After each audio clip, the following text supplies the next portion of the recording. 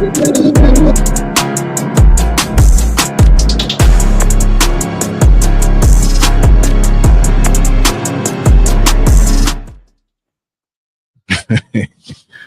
back to another episode of the LANCESCURV Show. I don't know about that song. It just makes you want to get up and do something to somebody that did something wrong to you.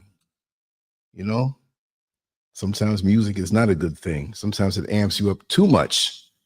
I'm going to correct my phone here because the best time for me to get phone calls is when I go live. And people say, let me start sending him messages. Let me start calling him. I know he's live, but let me call him and ask him, how is he doing? Or what is he doing? I say nothing. I'm on the beach right now. I'm kind of chilling out. I did that one time. I'm on the beach. I'm relaxing. But wait a second. Aren't you live? I said, yeah. So the timing of your call was why? Clip. They hung up. They felt embarrassed. They were busted. People can be annoying like that sometimes. You know, it makes me... Although I resist it, I have a side of me that's a hermit. I stay to myself. You know, the funny thing, I haven't left this house in like 7 days. I haven't gone out of I mean, I've been in the yard outside in the sun. I haven't gone out in 7 days. That's the record for me. I think the last time was like 5 days and I wasn't feeling too good, but I'm feeling good. Go outside. Sometimes when I look at the headlines and the news of what's going on, it's like, man, now out here in Ghana is like not that kind of crime going on. But for me, it's like, I don't want to go out there and deal with these spirits. I mean, I was going to go live on Instagram, but my Instagram has been messing up a whole lot when it's time to go live. So let's just erase that and take that off. And I was tweaking some things on my site. If you're on the computer and go to LANCESCURV.com, you'll see what I'm doing. I was tweaking something in the background. It came out really nice. Came out really nice. Looks like metallic chocolate. I'm just giving a little time before everybody comes on in. Let me check at the comment section. Xavier B, Charles Wilson, Samara 505. Oh, morning. Oh, let's get a roll call. We used to do roll calls before, right? Well, you're doing it. Xavier, Virginia, Samara, Connecticut, Charles Wilson. Let me know where you are, if it's okay to ask. And I want to get right into this. I don't know how viral it went in America, the US, which I aim a lot of my shows because I'm still there that way. Yeah, I didn't move to Africa and say, well, I'm turning my back on you. I'm just gonna, you know, I'll do shows showcasing things and interviews and going around, but I'm not gonna turn my back on my people. You know, and to use my people here too. But, you know, at the core, I was born and raised in the United States and I have Ghanaian citizenship. I'm not gonna get new on y'all. Just all of a sudden turn on y'all. And you know, I know a lot of people that do that. It's all about, what kind of life did you have before you got here? You know, some people who just like, and some people are running away. I'm telling you, there are a lot of criminals here that come from other places and they can live up in the bush and live up in the mountains and hide. And y'all just don't know. I didn't run, y'all. I'm here legally. Okay. I came because I wanted to. Nashville, Charles Wilson. Yes. Yes. Always a shout out. Unless I'm down in the show and I'm on a different screen and I don't see the chat and folks say, hey man, you didn't see me? I said hi. So sometimes it's one screen. I have another computer, but it acts up. It's time to get another computer to have multi-screens because you do everything on one, you can't see everything. Let me just check one thing here. Okay, I can knock this off. I don't like having too many windows open. If for some reason there's an abrupt cutoff of me being on this show, just know that possibly maybe a glitch in the power cut off or whatever, and I'll be back on. Even if I have to come back on my phone crude, I'm not on the phone now. I just want to read off some facts. I want to get off into the topic, and I think it's very important, even though it's not a major thing, but we need to gut check ourselves. I'm not saying anybody here in the chat room, but we need to gut check ourselves lots of times here, right? Oh yeah, could I do some, let me show it to the world. Could you do some content on real estate relocation opportunities in Ghana? Most definitely, and I'm going to do that. I'm going to do that not from speculation or me going on Google and I'm already here. I want to get it with people. I'm waiting on the camera to come from the States, right? I'm not going to pay all. I mean, the camera costs a certain amount. You paying just as much to get it delivered here. Nah, I'm not doing it. So it's probably going to be here by March. I thought it was going to be February, maybe late February. But I can do it from now, and I probably will do it from now. I'm not going to wait for the camera, but I want that camera to get really crispy images and video. It's really it's a hot camera. I want to make it feel like you're here. I want to talk to people on that note who are here, who can say something real, not just hearsay or somebody getting on, because you have a lot of people here and abroad that get on and they want to be the experts. They want to put in position themselves as being the one who you have to come to. I'm here, and I've been here since September of 2020. I've not left. I've been here constantly. I've learned a lot, but I wouldn't want to guide you wrong, because there are people here who not only people say, well, they'll try to scam you and get money out of you. The biggest scammers that I've seen, and this is not the topic, I just want to touch on this for a second. The biggest scammers I've seen here are from the United States. And yes, I'm sweating. Every time I wear a shirt that when you're outside and it's like nylon or something, the wind blows through and you wash it and it dries real quick. But when I'm inside, I just start sweating. It's like my body rejects it. But I'm not taking it off right now. I'm just have to wipe my head a little more. And I got a nice breeze coming through here. So strange. But yeah, let me see. Samara, what you say? Lance, look healthy, no bloat, toxins, sweat it out regularly. Benjamin Button age. Yeah, I kind of believe that now. But yeah, it's always Innocent Shaka. Welcome on in.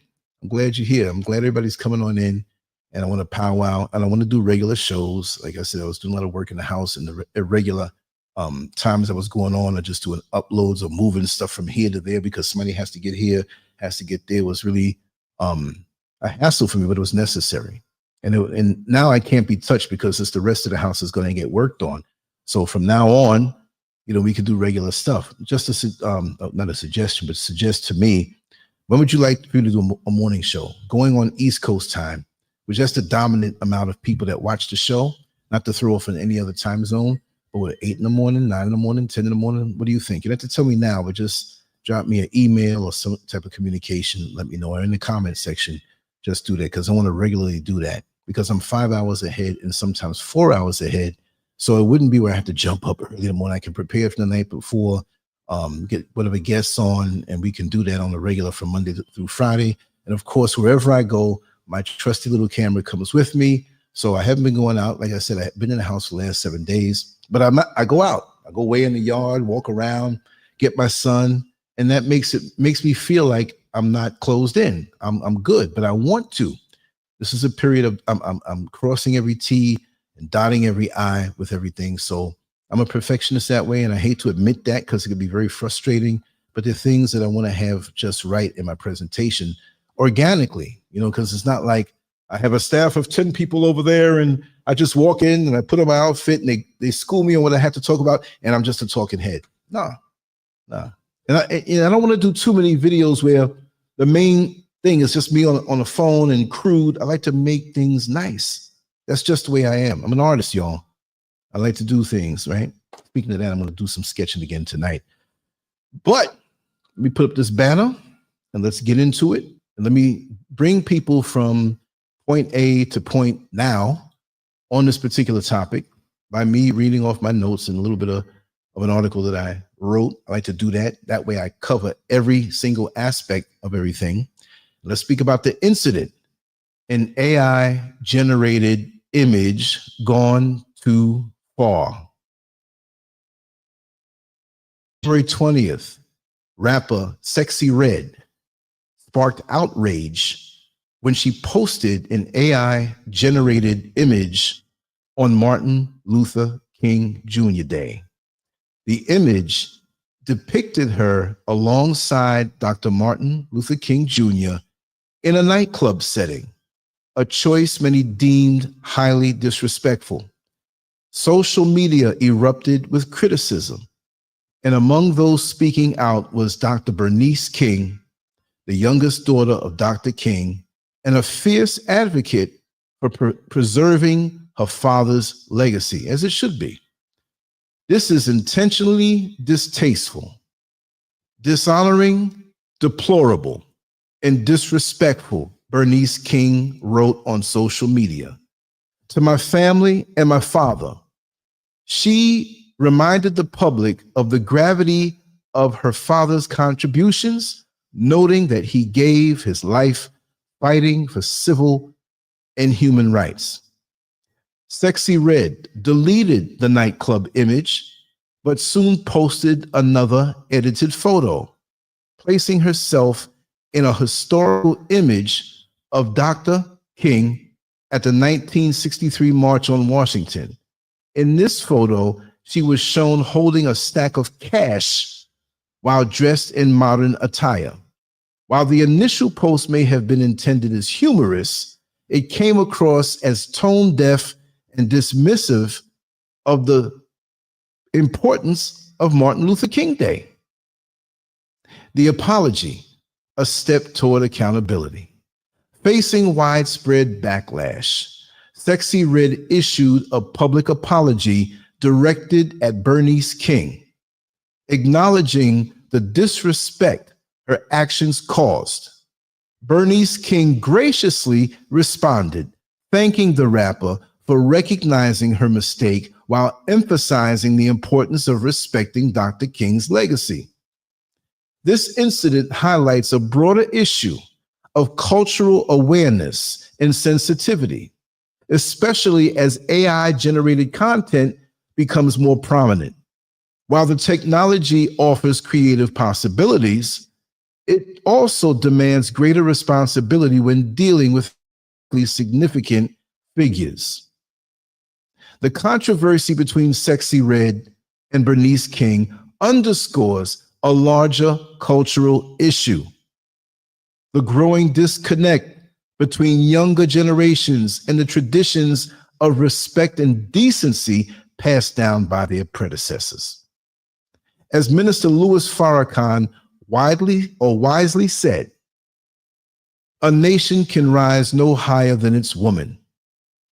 As the foundation of any society are central to shaping cultural values.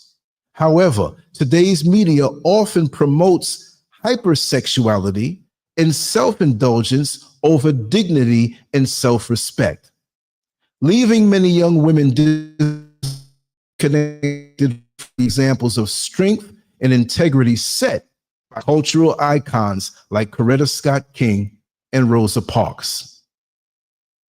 Historical precedent: Nicki Minaj's Malcolm X controversy.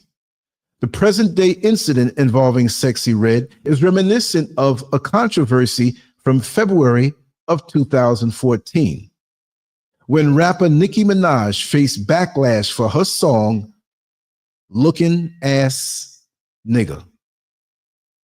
The promotional artwork featured a historic photograph of civil rights leader Malcolm X holding a rifle, juxtaposed with a derogatory term in the song's title, which I just said. This combination was widely criticized for its insensitivity, especially during Black History Month.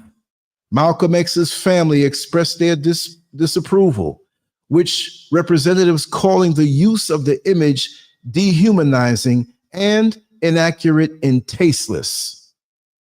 In response to the public outcry, Minaj issued an apology, stating that the image was neither the official artwork nor an official single. She emphasized that her intent was not to undermine Malcolm X's legacy and apologized to his estate and family. Minaj explained that the song was meant to empower women by allowing them to critique men in the same way women are often judged and objectified. That's a damn lie.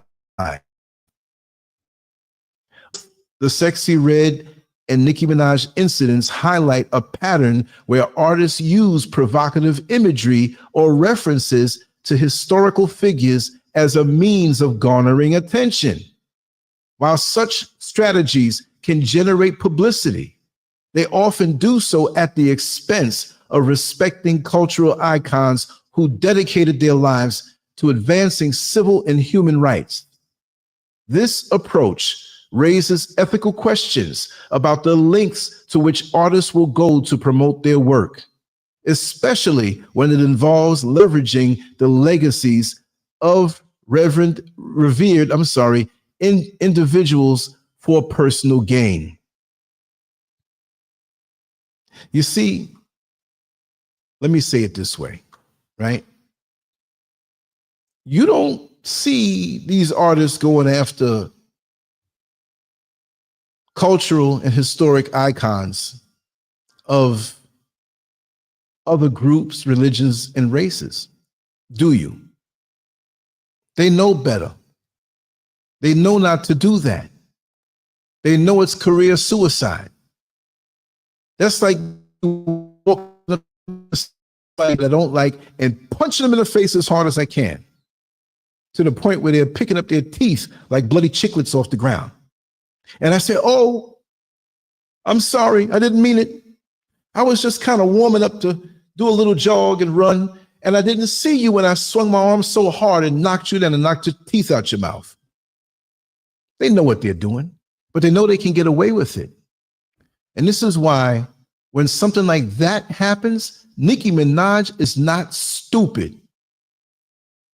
And that happened in February of 2014. And I actually got up in her backside because of it in an old video that I did that I'm going to try to find, and I know it's tucked away somewhere. February of 2014. Wow, I've been doing this for a long time. But I got her on that. And it's not right. Sexyy Red must have enough sense to know that she cannot mess around with the small hats. And you know what I mean, because she would be shut down. So whenever these things are done, this is not, I made a mistake, as if somebody bumped into you on a crowded street or stepped on your foot partially in a nightclub, and you say, oh, it's okay. These people think about what they do. Every move that they make can advance them or take them back. But of what relevance is Sexyy Red? Of what relevance? What does she portray? What does she represent? She represents the least of us. I'm not saying she's less of a human being, but what she portrays, she has less integrity and it's shock value. And with our culture, which is hijacked, there are other people who benefit from using us, and those of us who watch it think it's okay. But we better revere other people's religions. We better not make fun. Years ago, what was his name? Was it Solomon Rusty or was some kind? This was an artist, I believe. He wrote a book, but there was a a cartoon that was drawn many years ago, and I should have researched this so I don't get it wrong. I'm going to probably write something on that to correct it. I like to always bring the facts. But this gentleman did a cartoon and had Prophet Muhammad, Peaceful Pulley, welcome on in, and had Prophet Muhammad drawn in a way that wasn't respectful. Do you know damn near all of Islam, they were looking to not only beat him down, they were looking to kill him. See, the small hats, they have power and control over the music industry, the entertainment industry, the news platforms. They're in government. They change their names. They're senators and Congress people with dual citizenship to Israel. And they're running things. And so this is why I did a little research as to find out who was behind Sexyy Red as far as her management is concerned. Who are the people, who are the movers and shakers? And I couldn't get anything. I put together a few paragraphs from what I pulled online, and I was going to read this last, but I have some points to make about the causes of our disconnect, but I'm going to read this now. Scroll down here. It's what, about 3 or 4? Man, it's a little too long. I don't want to read this. It goes into detail, what I wrote. I'll read this afterward. But the bottom line, it was shady. You have to contact Sexyy Red's management to find out who. So that tells me there's shadow people behind her and the people that are allowing this, because those people know that there would be an outcry to see how a Sexyy Red influences our young ladies. And I mean, we always had stuff that was adult. Dolomite, Richard Pryor, Rudy Ray Moore, Red Fox back in the day. But those albums, they weren't videos, and those albums we kept or parents kept tucked away somewhere. And long after you went to bed or were put to bed, they'd pull it out. They had friends over and they were playing cards or something, and they'd play it. And it was adult type stuff, but it wasn't something to be blasted to our children so they can see it. And see, a lot of our young ladies are made to feel as that the only thing they have to offer is their body and the orifices that they possess. And this is why many go to that at first. Well, you know, I got that good stuff. You know, this P word is good. You know, I got the best brain. I got the best head.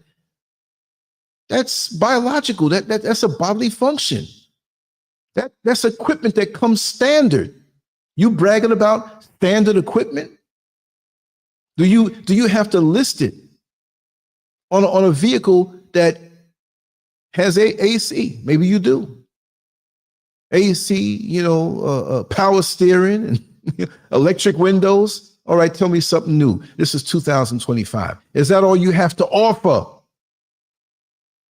And this goes beyond just the youngsters, because social media has been around for a very long time. I'm not going to say it was around for 100 years, but social media. Back in the 90s, we had Lipstick Alley, that's a forum. We had Black Planet coming in past the year 2000, and so many social media platforms have taken from Black Planet. I was on there big time. I had 352,000 followers, right? That's where I really got my name from, online. There are people who I know that we go back a long way. I met a young lady here in the supermarket here in Ghana who rocked with me from about 2001 when I first got on AOL. 2001. And she remembered. She called my name from on the other side. She couldn't believe it. She says, "You're here too?" I'm like, "Yeah, I'm here." "How long you visiting?" I said, "I'm here for good. For now, until I change my mind. I want to go somewhere else." Right? Let me see here what Samara said here. Okay, man, that office did what office did they discuss that idea? Exactly. Stuff like this kind of tests the sociological norms, right? Insights, acquiesce, docility. Exactly. Strategic. They did this on purpose, and they probably already had the apology ready. And they're not going to apologize unless they're outraged. And they wanted to test to see the reactions. And I don't think there was enough outrage on this. We'll see over the next few days, but it shouldn't be something that has to fester up. It's something that should be immediate. If you're walking down the street with your child or your mother, or you have a father who might be up in age, or a grandmother, and somebody comes and smacks them so hard, you don't have to say, "Well, give me your address, and I want to see how I'm going to retaliate. I'm going to go home and discuss." No, you jump on their ass right away. There's certain things people should know that they don't do. And most of these people have sense. And look for another wave of decadence to come our way. It doesn't get any worse than Sexyy Red. We thought Nicki Minaj was bad. And they're strategic with her. They're moving her along, not really in a mature way. You don't come with maturity behind that type of imagery, but they kind of like, soft, more mainstream, more, okay, we're going to put somebody else in that slot. And because of this time period, where there's more decadence out there, you need a stronger dose of a star who just nasty. And the sexual talk, and again, to anybody who's listening, sex is a beautiful thing. It's a good thing. I've joked about it because we're adults. I've had shows where I've spoken about sexual situations in an adult way where you can separate the LANCESCURV and I'm not a bad, evil person. I have no agenda, but we're going to talk, we're going to laugh, right? But that's not meant for everybody. I've had shows that you had to have a password to get into because I was speaking very much adult, like a Dave Chappelle, but it was intelligently done. And people laughed and people loved it. But I wouldn't get up here on the open cyber airwaves and just put certain things out. I'm a clown. I'm a comedian. I will make you laugh. And I can get quite adult. You think all this experience I have in life, I don't have all them experiences too, and have stories to tell you? You don't think, say, for example, I don't know why Barack Obama's name came to me, because, we're not really feeling him that way. But don't you think that he can get up there and tell some dirty jokes back in the day when we thought he was something? Anybody who you think highly of, we have other lives. But this is engineered because he has influence, I'm not going to say over the younger generation, but even if she doesn't have influence over them, she's pushing the goalposts further and further away of decency. If you don't curse or use profane words, and you hang out all day long with people who cuss all day long, and say you're at that impressionable age where you have your dignity, your morals, your integrity, but it's still pliable. And while you may not be cussing like a sailor, the stereotypical sailor, when you hang out with them on a job, 6 months, a year, 2 years, you're gonna let some words slip because of the influence around you. Like I always say, you can dress up, put on cologne or perfume, depending on what your sex is, dress up nice, after showering, groom yourself down, and somebody put you in a musty, stink, garbage dumpster. And you lay out, you can't get out. One of them tall ones finally helps you out. Well, guess what? You may still look good as well as being a little wrinkled, but you stinking because of the environment that you were in. And many of us are porous in our personalities, where we let things in and we absorb things. The more developed you are, the more you have your character, and it solidifies. I don't care where they put you, you're not changing. I remember back in the day when I was doing bodybuilding, I was competing heavily. And I was determined to eat a certain way. I would hang out with my friends at the club. Not necessarily the club, even a few times, on a handful. When I was in a club, I was a bouncer. I was a person, and I was like the shortest guy. I get paid pretty much to stand there and look mean. You know what I mean? And I did that from 17 years old because I looked older. Not old, but my physique, and at the time, I knew how to carry myself. I was underage dealing with grown men, right? So that's 1980. Long time ago. So I've had a broader range of experiences. But again, like I said, we all have different sides of ourselves and our life and our existence. And I speak on everything. And I will get down like that and entertain you sometime, right? But I'm going to look back at this. Let's put this banner back on so people can have a visual reference. Now, before I even speak on the other things, looking at the banner, right? Okay. Martin Luther King Jr. in a nightclub. Now, we don't have to air out anybody's dirty laundry, okay? We don't have to do that because we've heard things, we weren't there. And even though back in the day coming up, I was one of the guys, man, I'm more with Malcolm X. I'm not trying to get kicked in the head and say we will overcome, but even he developed and understood when he said that he feels as though he led his people into a burning house and how he fought against the war. That's the one that I'm rocking with, right? I'm not going to knock him because he's a human being. Look, let me tell you something else, and I'm going to take this back down.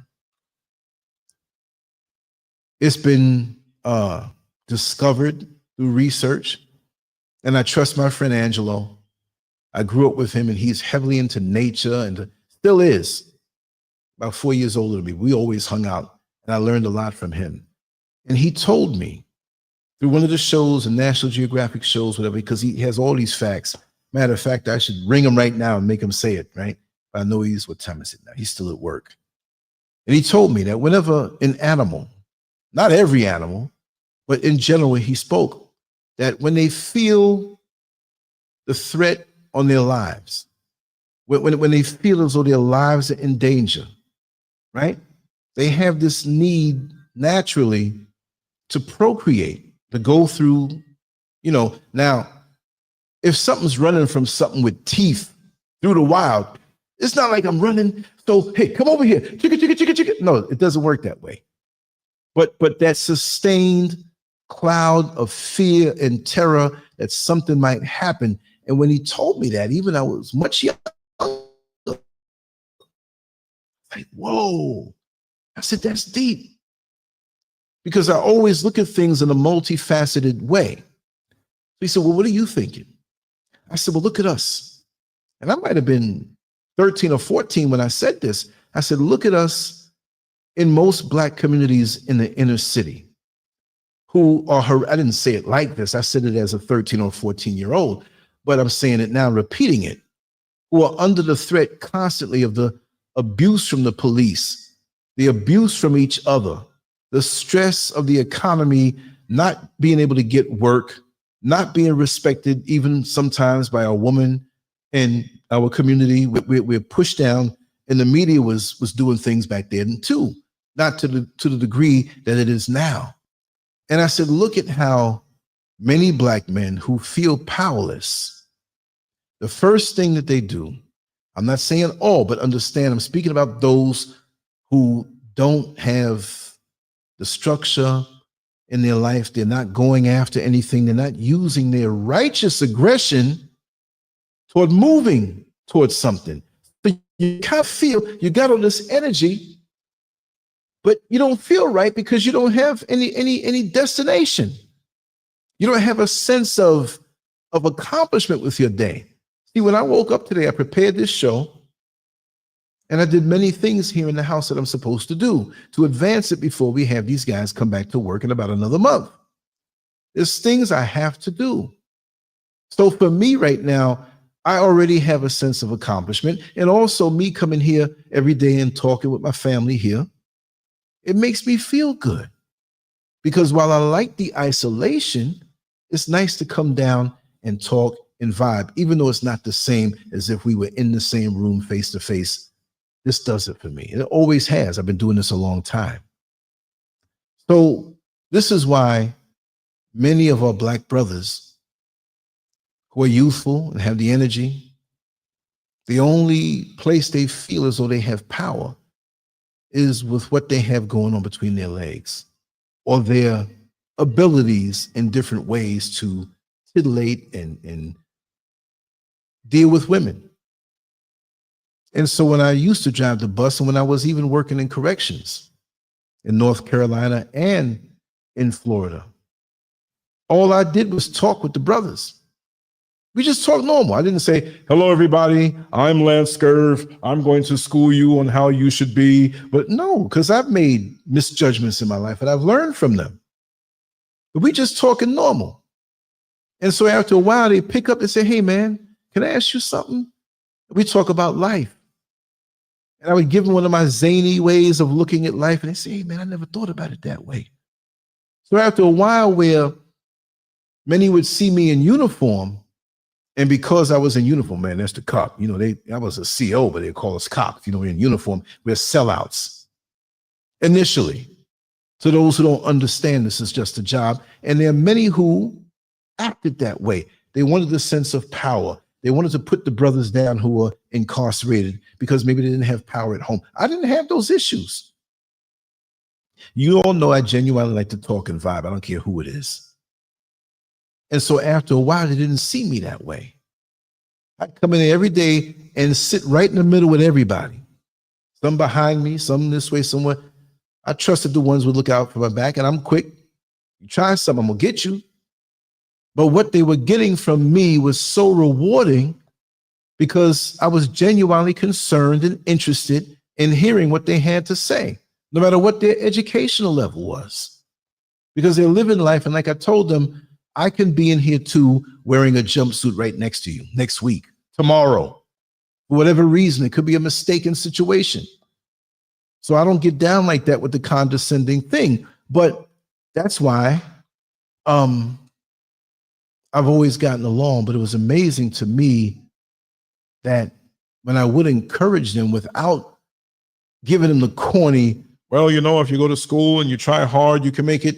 First, I had to let them know that I understood where they were coming from.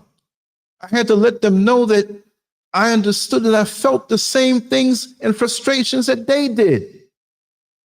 Except at a crucial point, I had to hold what I really wanted to do sometimes. You know, sometimes you feel like balling up your fist and smacking somebody, but where will that land you? That's part of the plan. That's part of the plan, to have you like a tag pigeon where you're limited in society. And even if you are tagged by the system, you can still make it with discipline and sacrifice, and not believing, but knowing in yourself. And so that's what I was all about. Yeah, they want to hear dirty jokes sometime. They want to hear old war stories from when I was younger. I'd give it to them. I'd give them those commercial breaks. I wouldn't repeat it here. Oh, man, Scurv, man, you want the trade, man. Oh, you heard what Scurv said? Oh, man. Yeah. So now every time they see me, it wasn't an opposition thing. I did my job, didn't break no rules like that, but I became their visit. I became relief to them. When I would work and do overtime in different areas, some of them would, oh my God, yo, we got Scurv today. Right? So listen, this is what I want y'all to do before I really do this, get this done. We're going to have some fun. Yeah, all right, man. And I gave of myself. And I don't know how I got off on this. I still want to read off my list, right, on the subject. But again, guys, brothers would come to me and they have their envelopes. Yo, Scurv, man, I love your art, man. Could you draw a little rose on here and put my grandmother's name? Or no problem. I'm talking, I'm drawing. Hey, pass it around. Yo, man, this is coming out dope, man. Yeah, man. And you do those things to them. They exchange. Energy. Righteousness. Why don't we have artists and performers who push that more? Why don't we have rap videos that reach the youth and it pushes that more and shows them how to get along and love their sisters and brothers instead of the brothers hating the brothers? Because we got testosterone, but it's misdirected against each other. That's why we're killing each other so fast. And we have testosterone. Don't just look at your sister as a plaything. Our sisters are beautiful. Our sisters are sexy. But you don't approach them that way. You don't look at them as just that. They have a heart. They're nurturing. They're loving. You're to protect them. Love them. Be transparent with them. I know I was. Look, even in the days when I was more testosteronized, read between the lines, I would be up front and talking to any woman. I wouldn't just try to lie to them and say, listen, you're beautiful and I'd like to spend a little time with you. Now, listen, this is the deal, whatever. I keep my mouth shut, whatever. I'm going to show you respect. If you feel the same way, hey, whatever. If it was that kind of thing, but I'm talkative. Lots of times we sitting up talking and the woman is like, when is he going to make a move? I wanted to make a move, but I wanted to get into your head. I wanted to be something of a higher experience, not just me show up and that's it. I let you know what it was, but I'm giving you more than what you expected. And we're going to have a good time. Long after you forget the friction that we pleasured each other with, you're going to remember some of the things I said when we went somewhere, we telling jokes, we cracking on people. Look at that dude over there, man, so-and-so. And, oh, man, I never had no date like this before. What you doing next week? You know what I mean? When they see you and they start smiling because they know that there's a connection there and you're not just all about one thing. Yes, the one thing is there. But what kind of date would it be if you go out with a woman, brothers, and all night you look at her. Can't wait to jump on that. Huh? That'd be boring because now you're sitting up stiff. And usually you're not living up to what you talked smack about the night before. It's done in a few seconds. And then what? What kind of conversation do you have? Right? So those are connections. And I tell you, there are people that I've known in the past that may have run across what I do. And they say, man, remember that time when, we got together? I say, what's your name again? They show me a picture. And, oh, okay, I remember you, but they saw that I was still like this now. I mean, it's wonderful when you can leave a trail. Now, there's some who didn't dig me too tough or find a way to not like me because I didn't really end up with them or whatever it is, but never doing this to them or smacking somebody up or bringing them some STD I never had, but we have to be examples to show our brothers that, yeah, we do have urges and desires. There's a proper way to deal with that. You don't push up on a woman that way. Now some of them want it to be pushed up on them that way. Hey, if you do what you do, you do what you do. But be a more well-rounded person. You will enjoy more when you are that, when you have variety. Nobody wants to open up a box of chocolates and it's just the one flavor that they've known. There may be something new they want to taste, something different. Be that difference. Don't be the same old, same old. Be intriguing in a different way. Read some books and have better conversation.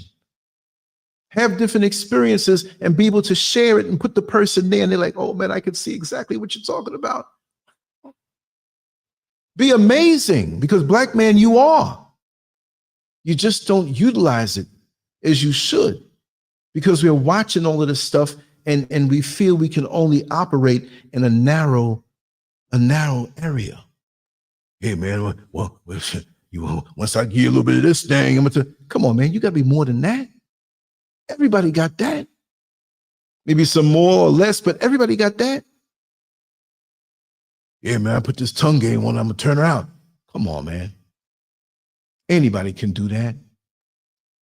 But if the tongue is connected to the brain and the brain has something and you speak something out of your mouth worthwhile, that's longer lasting than what you did to her. Because once you release, it's just a matter of time, a few hours or a day or so before you're horny again. So what are you really doing? What are you really putting into this woman? Don't follow the narratives of these videos. They're not pushing nothing in Israel where they should be thugs and all this stuff. And in actuality, thugs, killing people, innocent people. Well, read the headlines of what's going on today over there. They ain't gonna like it. The AI gonna, oh yeah, we got to take this video down. He can't say nothing against them people. But we're a little too bit whatever. These people are bombing whole countries, man. But controlling how we act. Can we control how they act? Wow, I'm way off point, but let me wow. The Malt Network, welcome on in. Matthew White, welcome on in. Glad to see you. Welcome home. Here we go. Let me read off these points. We're going to freestyle it. Anybody wants to come on in and chat, we're going to do that. But let me read this off. Causes of the disconnect. 10 key points. Number 1, absence of fathers in the home.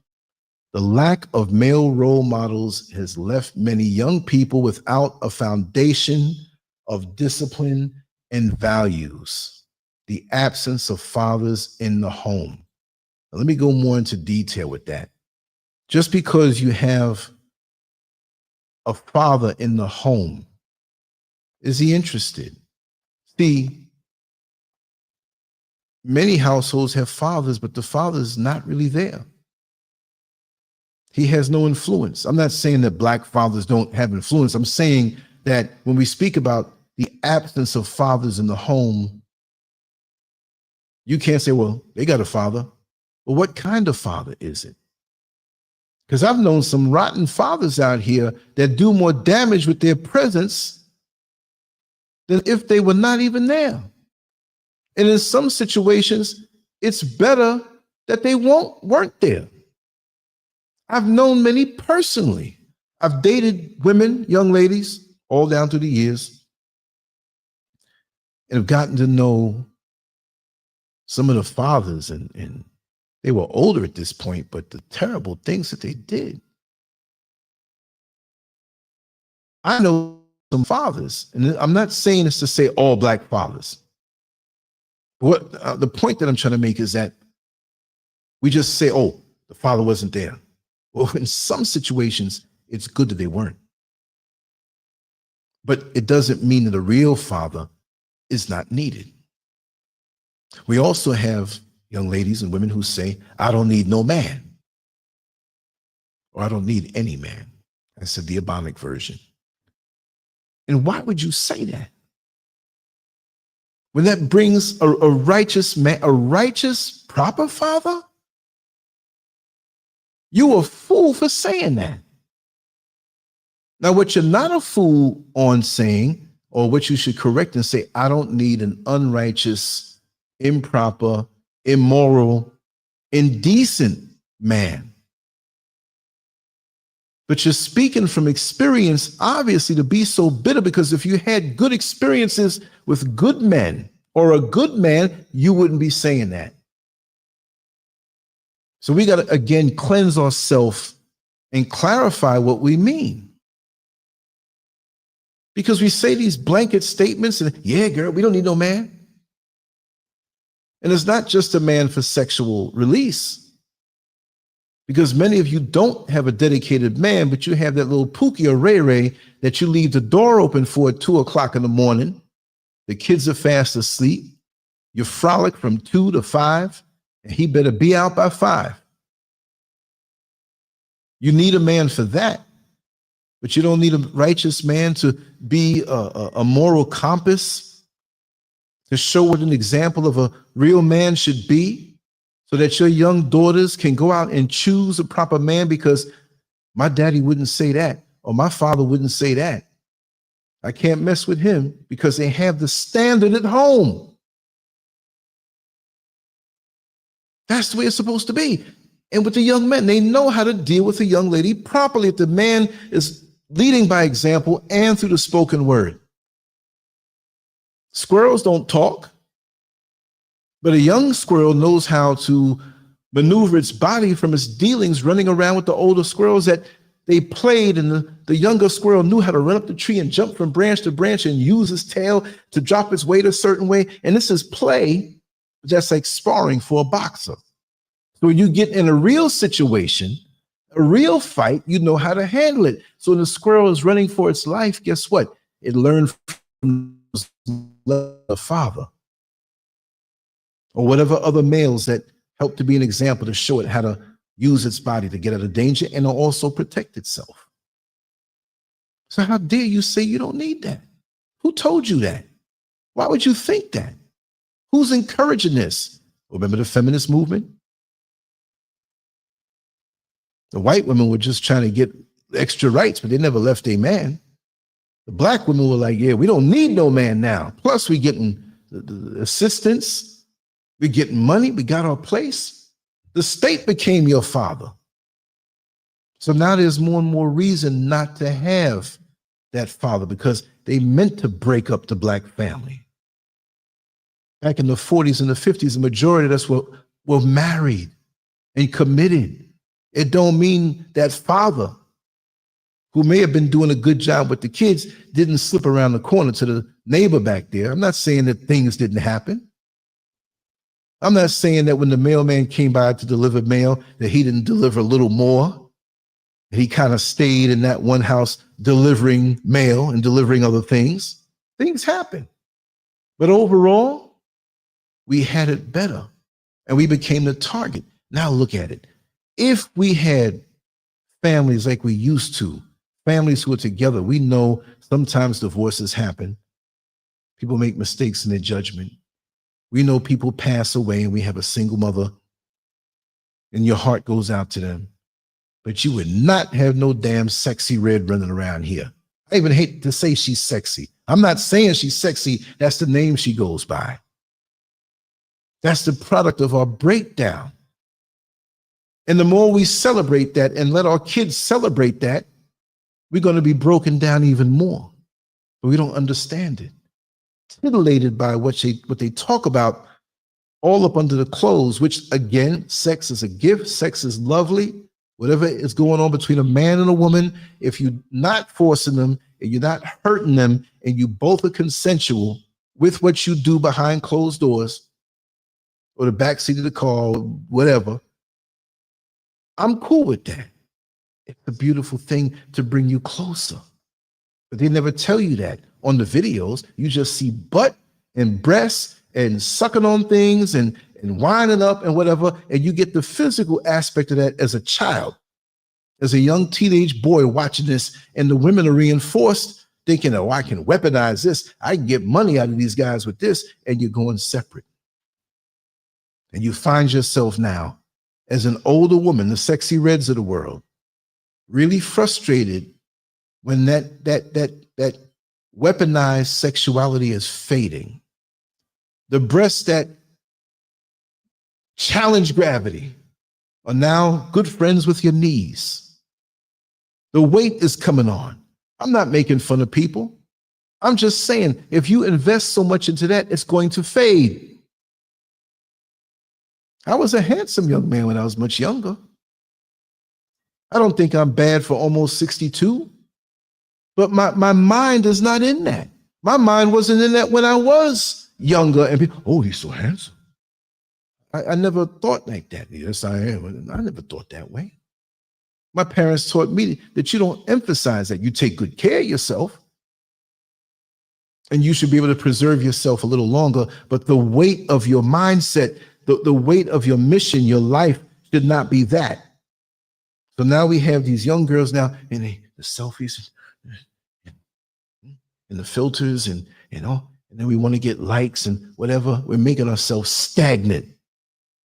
Then we have the Sexyy Reds coming in, teaching our young girls how to weaponize their bodies, and they're wasting themselves. They're messing themselves up. One day they with this one, the next day they with this one, the next day, and they got baby daddies all over the place.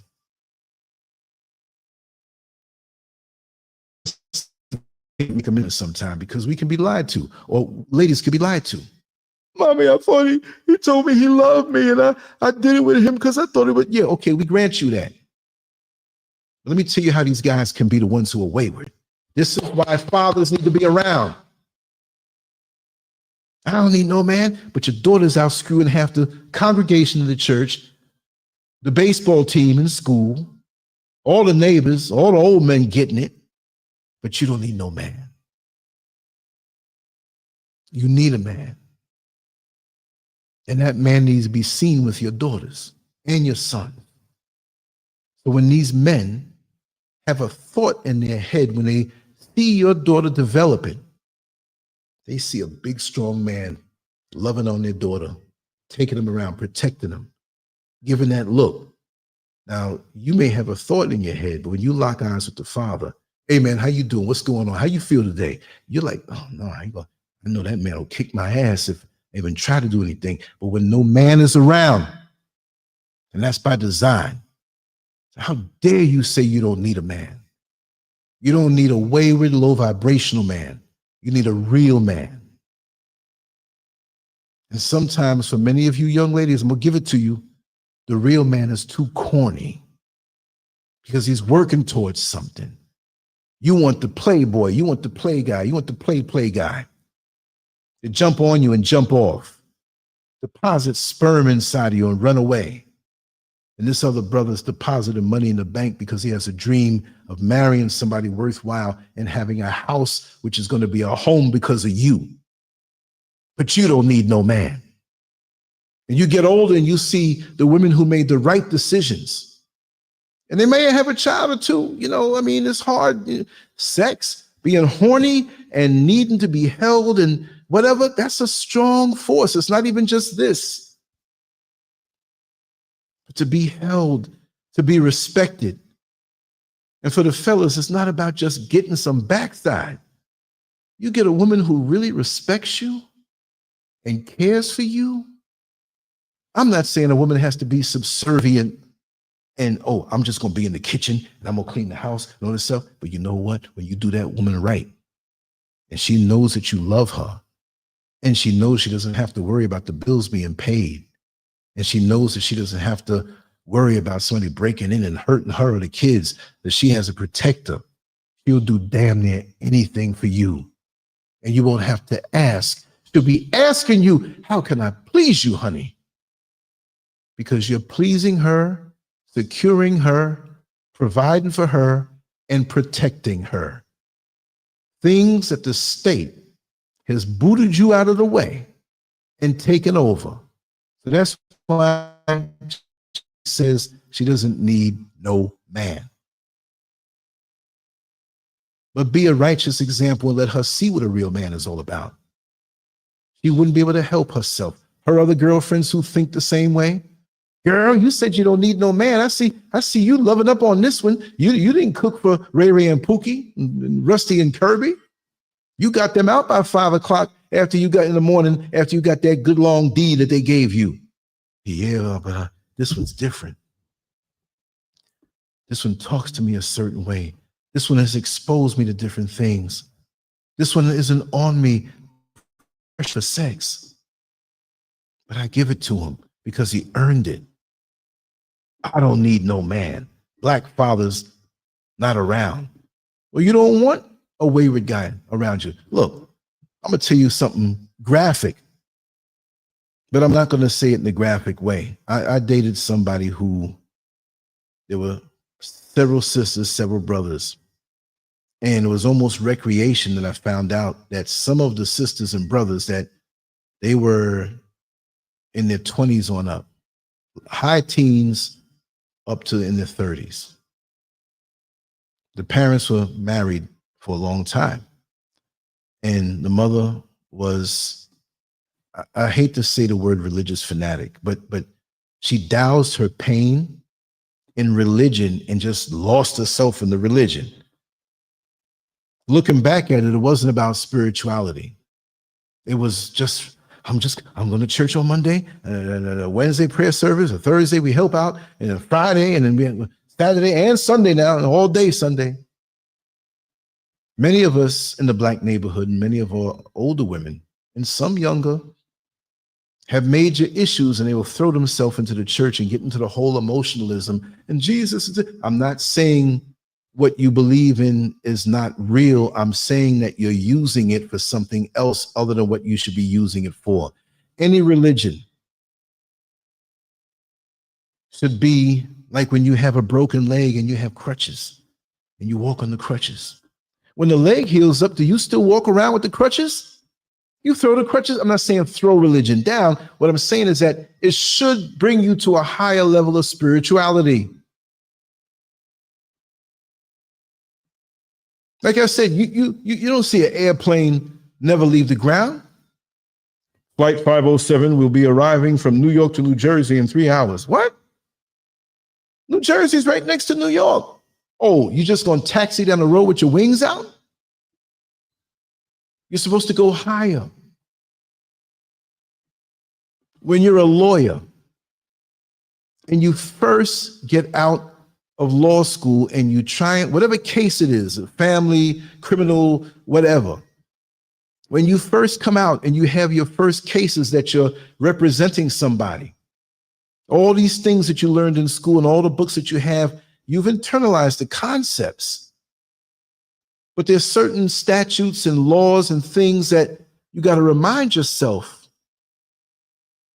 to be on point with. So you'll see a lot of lawyers bring several of their books in their car. And when there's a recess or a break in that case, he may run back out there and thumb through the books. Like, okay, I knew this was it, but okay, let me see this one, whatever. But look at that lawyer who's been practicing for 20 years. 20 years. He's so immersed in the law and been doing it so long, he don't need any books. He has become the book. So this is why we have to practice ascending, because after a while we become the law. We become the thing that we're striving for. But if you don't apply yourself in being a man and being a father, being a real mother, not just somebody who got caught out there and you dealing and you just gonna feed them and you despise your kids, but you go to bed, I gave you enough time. You should have did your homework. I'm watching my show right now. Don't you see I got my company over? Because you're trying to get another child, by the way, you want to jump on that thing. Everything in balance.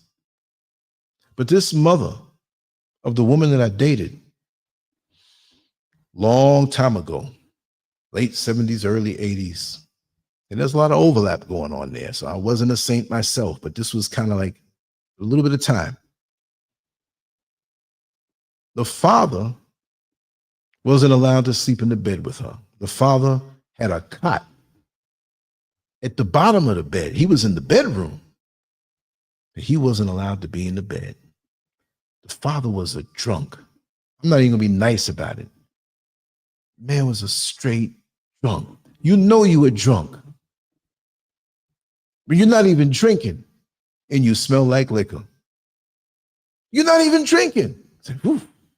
It's so saturated in your system. But there were more things that I saw, and the young lady shared some things with me.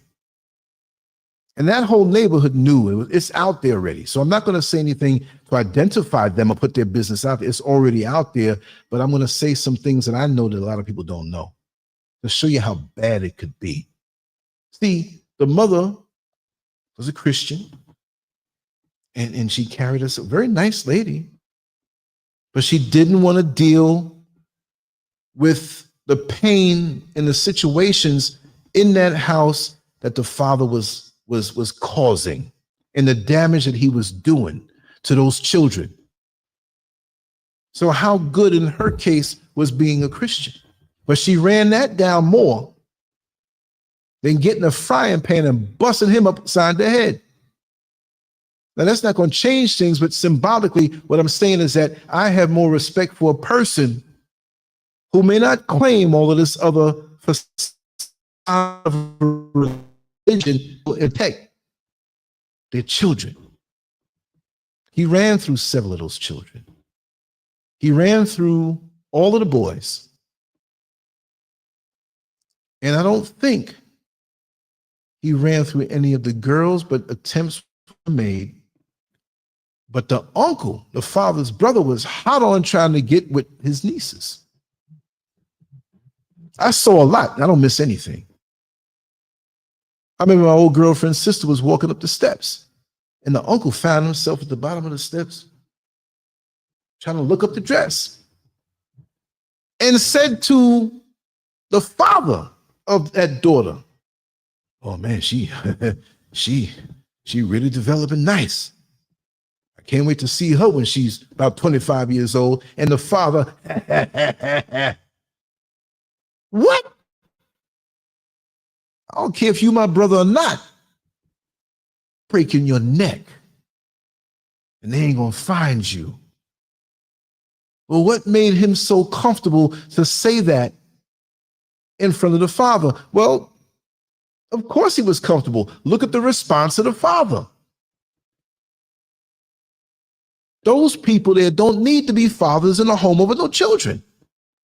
So I agree with those women who say they don't need a man. You don't need a man. You just said an incomplete sentence. You don't need a man like that.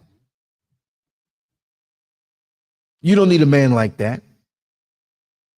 That's why you're going to take time and find out who you with. And sometimes you lay in the bed next to a man, or a man laying in the bed next to a woman, and you don't even know who you with. But you're so hot to trot to get somebody in the bed with you.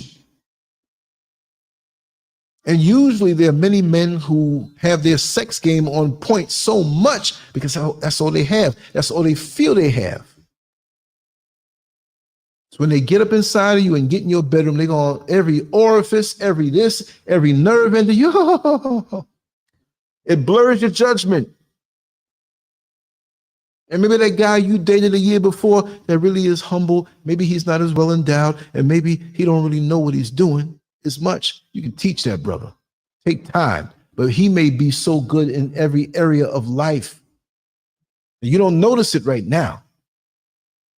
But years later, he becomes more attractive, more handsome, not in his features, but for what he stands for. That's what makes a man handsome.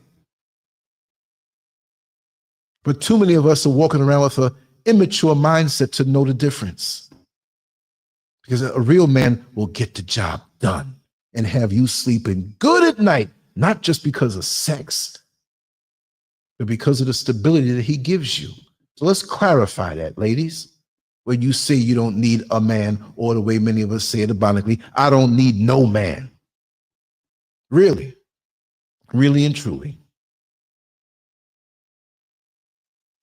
Xavier, Tracy J, welcome on in. Chance Rogers, we scurving them tonight. Xavier says, one woman I dealt with, her father told her not to depend on a man. Over time, the cracks in the foundation started to show. Yes. We all have a role, and you choose a person depending on their knowledge of how they're supposed to be in the roles they have. A lot of us don't know our roles. How you going to be in a play and you don't know your lines, you don't know your role? You just get up there and just start ad-libbing. Certain, and that comes, and you're gonna keep this thing going in your own kids, because if there's no real man there, and of course there can be male figures that kind of influence, that can help if you have good uncles, good neighbors, good people in the church, whatever. But there's nothing like a child looking at the father, and the father schooling them. The father plays with them in an educational way where everything the father does with that child gives them something. This is why when you hear a father come home, and it could be that young boy, and really more so the young girl, Daddy, and she'll get up out the bed, and the mother say, girl, where you going? You're supposed to be sleeping. No, Daddy's home. And you run, and you're so glad to see your father because he has value and worth to you. Don't you want this for your children, ladies? Why are you choosing these men who have nothing on their mind? You might think they got 3 legs, and that one leg is a leg that you think you want, but it means nothing, and it's a mockery to you when you're not handling business on other levels. It's nice and romantic to cut the lights out, but when you ain't got no choice because the bill ain't paid, that ain't too cool. Frozen vegetables and meats and whatever you keep in your freezer, thawing out. You walk in the kitchen in the middle of the night, big puddle of water because everything's, all the ice is melting. If you have one that has ice, which really and truly, we need to have a refrigerator that does have ice, because if the thing cuts off, you still got a good block of ice to keep things cool for a while. The old school refrigerators, ain't nothing wrong with those. Just thought I'd throw that one in. Let's get to the next point. I went all the way around the world. Let's get to the next point. What's the next point here? Influence of social media. Platforms reward attention-seeking behavior, often glorifying controversial or disrespectful acts. Of course, that is what it's designed to do. And you know, when we go through our phases in adolescence and we're insecure in a healthy way, like I've said this the other night, it always comes back to that. You know, I can get a little bit of shape. The guy says, oh, that guy got big muscular arms. My arms are skinny. Or some of the women, they may feel, okay, I'm eating too much over the holiday season. I need to trim up a little bit, whatever it may be. And then we have things about ourselves that we don't like sometimes. And we should see ourselves as beautiful creatures of the Creator. But you know, the powers that be have their fashion magazines, and they have the standard of beauty and what beauty should be, and we compare ourselves to that. And the women compare themselves to that. Ain't that something? Let's just say it this way. How many people remember back in the day, maybe back in the 70s, if you can go back that far. Maybe you can't go back that far. But there were Black women who had hips, well-developed backsides, little waistlines, great bodies, not fat, and they felt bad about themselves. And the white girls in the class, look at her big backside. They were jealous, but the sisters didn't realize it. And now, who is it getting stuff put in their lips to make the lips more plump? Laying out in the sun and going to tanning parlors. Tanning parlors are big business. And who's getting in them? Now, I used to go to them a week or two before the bodybuilding competition to really get a rich look to my skin, because I lived up in New York City. If the competition was in New York and in November, December, I didn't have any color. But that's only what it was for, to emulate me being in the sun. But they want to emulate you and copy you. Now they want to get the BBLs, Brazilian butt lifts. And many of our sisters are going overboard with this stuff, but they shouldn't be doing that. Not every Black woman has this whatever. Appreciate yourself for who you are. You're still connected to the sun. You still have the potential to have a heightened level of spirituality. It's not just about the physical. I've seen some skinny women that were proper mothers. I've seen some skinny women that may not have had much of a backside, but they were so sensuous. They were so feminine. They were so, wow. I've seen women with perfect bodies, hourglass shape, everything, not an ounce of fat anywhere, and they were like dead meat because they didn't have it on the inside. All I'm saying is that a balanced essence, mental, physical, spiritual, emotional, knowledgeable, all that stuff, it creates not an illusion, but you begin to see that there's more gears on the vehicle. I'm not calling a woman a vehicle. I'm just saying more to offer. Fellas, how many times have you dated someone? I won't even say date. Let's just be real. Sometimes these little quick things happen. And you were so excited. And you finally kept company with them for a couple of hours. And now you're sitting back on the bed. Damn, is that it? Is that it? No conversation. You realize the house is nasty. They don't care. You can't go no further with that. That's all it was a little thrill. Then after a while, you keep getting those. You say, I don't want to waste my time with some. It's not going nowhere. Even if you're not looking to get married right away. You say, nah, it's okay. I'd rather go home and read a book. Ain't nothing wrong with me. I'm not a homo or nothing like that. I'm just saying that if it only goes, it doesn't go nowhere. And when it goes higher and higher and you see potential, you're like, whoa, this is intriguing. I can build with this person. I can see this person being the mother of my children. It would be an honor. This woman is so, and if she don't have a shape like what other guys say, man, why you mess with her, man? You had better than that. What you mean better? Man, that girl, man, she was looking good, but looking good just doesn't get it. This is why social media, going back, because we're talking about social media and its influence, gives us the wrong idea. Look, you think it's crazy now.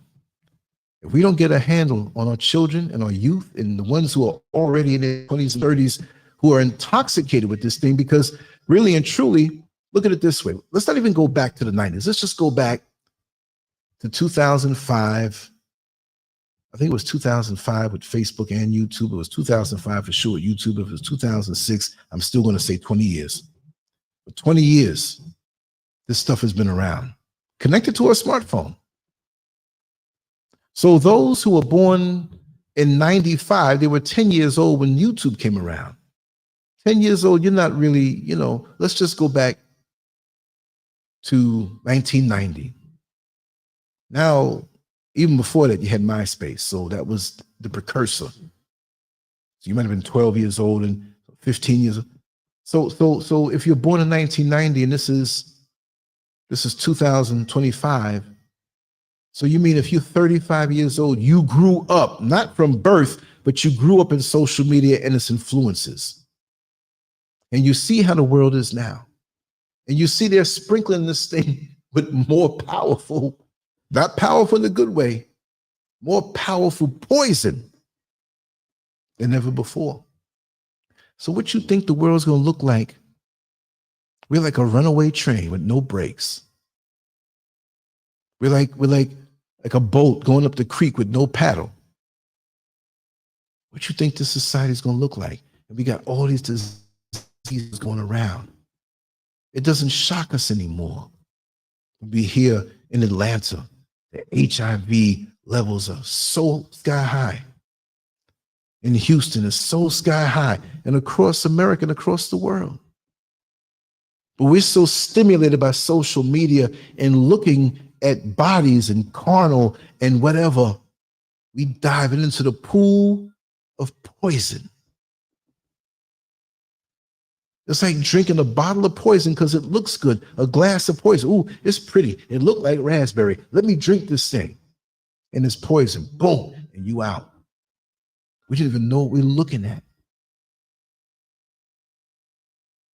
We don't even realize sometimes we're laying down with death. And they still try to push it on you. Well, it's not a death sentence. They have medication that you can. That's cool, but you shouldn't be in that position in the first place. Why do you put yourself in that position? I'm going to say two words that are not curse words, and it's not improper to say. Brothers, if that's the case, you need to learn how to jerk off. And you shouldn't be doing that because you're wasting your life force. But better that than go and kill your life force. The social media has our heads all messed up. We can't focus anymore. We think we're missing something. We fall asleep, fighting sleep to look at the next thing that's popping up on our Facebook, that's popping up. We have it all on the inside. Use this thing to enhance your life, but not to become your life. I'm on it a lot. I research, I look. I want to talk about this story with Sexyy Red. It was a potential for, there were 3 other stories I looked at and I said, nah. Now, you see how righteous I'm talking? I said some funny little things to spice it up and make you laugh. But who would think that somebody would tell a story or speak about something with Sexyy Red and have it infused with righteous talk? Because most people that get on these shows, there's a bunch of them. Boom, boom, boom, boom, boom. Yeah, man. He be doing this and yeah. You don't want to hear that. But then again, maybe what I'm saying is corny because so many people are intoxicated. If I did have something on that level or some woman sitting next to me half naked or whatever, man, it'd be so much. I'm going to do, listen, not for me, because I don't need them kind of hits. But one day, even out here in Ghana, I know women who are in the adult entertainment industry. I got cameras and people know it, and they want me to do things for them that I haven't done. But one day, I'm going to have somebody sit to the side, not naked, but damn near, but decent naked. And I'm going to talk about something righteous. I'm going to talk about the same things I've always been talking about and watch the hits on that particular show because they ain't listening to me. Y'all will, but it's all about that. That's what it's all about now. And then what? Are we better off? Are we better off now with all of this social media on us, which should have made us better, meaning that the access to information, I don't have to go to the library anymore. Like I said, it could be pouring down raining. If I had to go to the library to do a book report when I was in school, I had to go. I had to go. I didn't want to go. I mean, one time I had diarrhea, and I'm like, oh, man.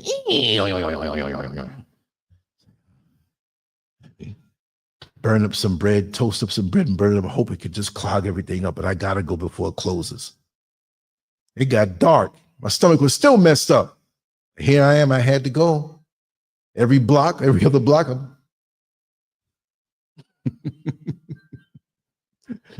out the toilet paper, just go. I had to.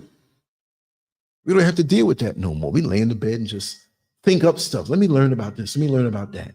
I'm learning every day. I'm learning so much. It's made me better because I had the life experience before social media came around. I'm glad I did not grow up in the social media era. I can utilize that, the enhancement, with life experience. Because you're damn sure not going to get the hands-on life experience from social media. But if you're wise, you can learn from other people's misjudgments. Why can't we do that? Next point.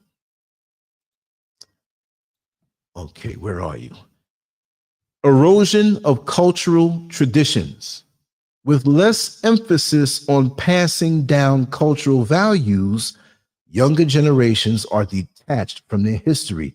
Hence, a Sexyy Red and a photo like that with Dr. Martin Luther King Jr. or Nicki Minaj calling Malcolm X out of his name. Less emphasis on passing down cultural values, the erosion. Younger generations are detached from their history. And you look at other cultures where they better know their history. And it's taught.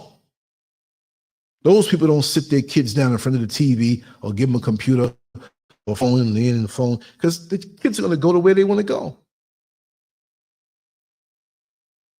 Many other cultures, they have a reverence for their history and their icons. And I didn't finish telling the story about the father. I don't think I'm going to tell that story. I missed that on the other point about fathers, but I'm going to say it real quick. The father was running through, and yes, I mean that way, the sons, different points and different things, and they all were messed up. They all were messed up. And the sons were very nice young men as far as how they dealt with the pain of what their father did. And they dealt with it in different ways. One dealt with the angel dust and the crack, and he was still at the core, a man in pain escaping, but he was hurt. But he was nice to the core, and it's heartbreaking to see that he had to go through that. The other one got so deep into religion to run away from what happened to him, but he now went into that rainbow lifestyle hard. And it was like a binge purge because he'd do that secretly and run to the religion. And when he was full of that, and he would go back into them urges, the thing was put on him. And the other one was just off the chain. He was developmentally delayed, and he didn't care to why. He would just tell it. And he told the story that nobody wanted to hear. The father was violating him from behind in his own bed, came into his room. And for some reason, this particular son, who was older than me, so it was like I was his father figure, but he was older than me, right? And I would always give him the time of day and talk with him in a nice way, but he was crying one day. He had a little flashback, and he was telling me how years ago his father was regularly violating him, and they were all under the same roof to that day. And he had heard somewhere that when you're being RAPED, I don't want to say the word, I will or flag it, that if you take a bowel movement, we're mature adults, we can talk, I'm not glorifying anything.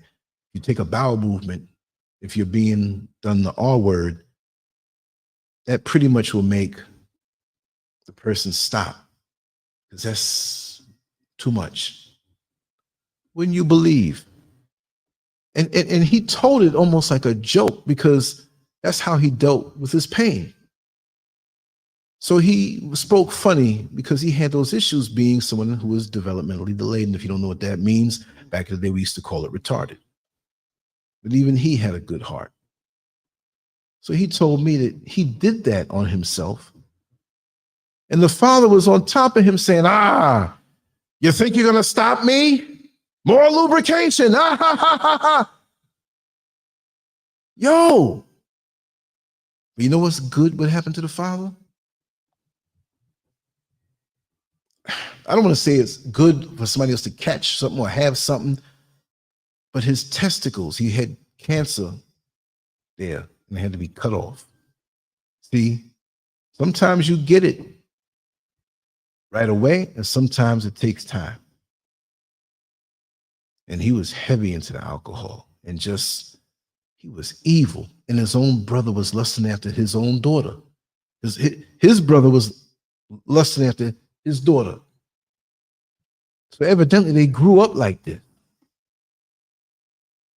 And think how many lives are tied up because of these violations that it's in your head. You see the person, they be laughing, talking, and smiling and decent and wouldn't hurt nobody. But you don't understand the pain they have to wrestle with for the rest of their lives. That's undetectable, right? So, they, you know, and people that didn't know that stuff, they thought he was such a great guy. You're right, Xavier, that is sad. But he always saw something in me, the one who was violated like that. That one there, because they all were. But the mother was a staunch Christian. I'd rather you not be in any religion. Even a woman who might be on crack would protect her children. Might be an alcoholic, but you're going to protect your children. You might be a gambler. You might be a person that people could say, oh, she's tricking. She's a whore. But you know what? I've known many people who've fallen under the label of being a whore, but they were highly protective over their children. And you better not even look like you got a thought in your mind. They might go out and do stuff and they rationalize and say, listen, I need to get this money.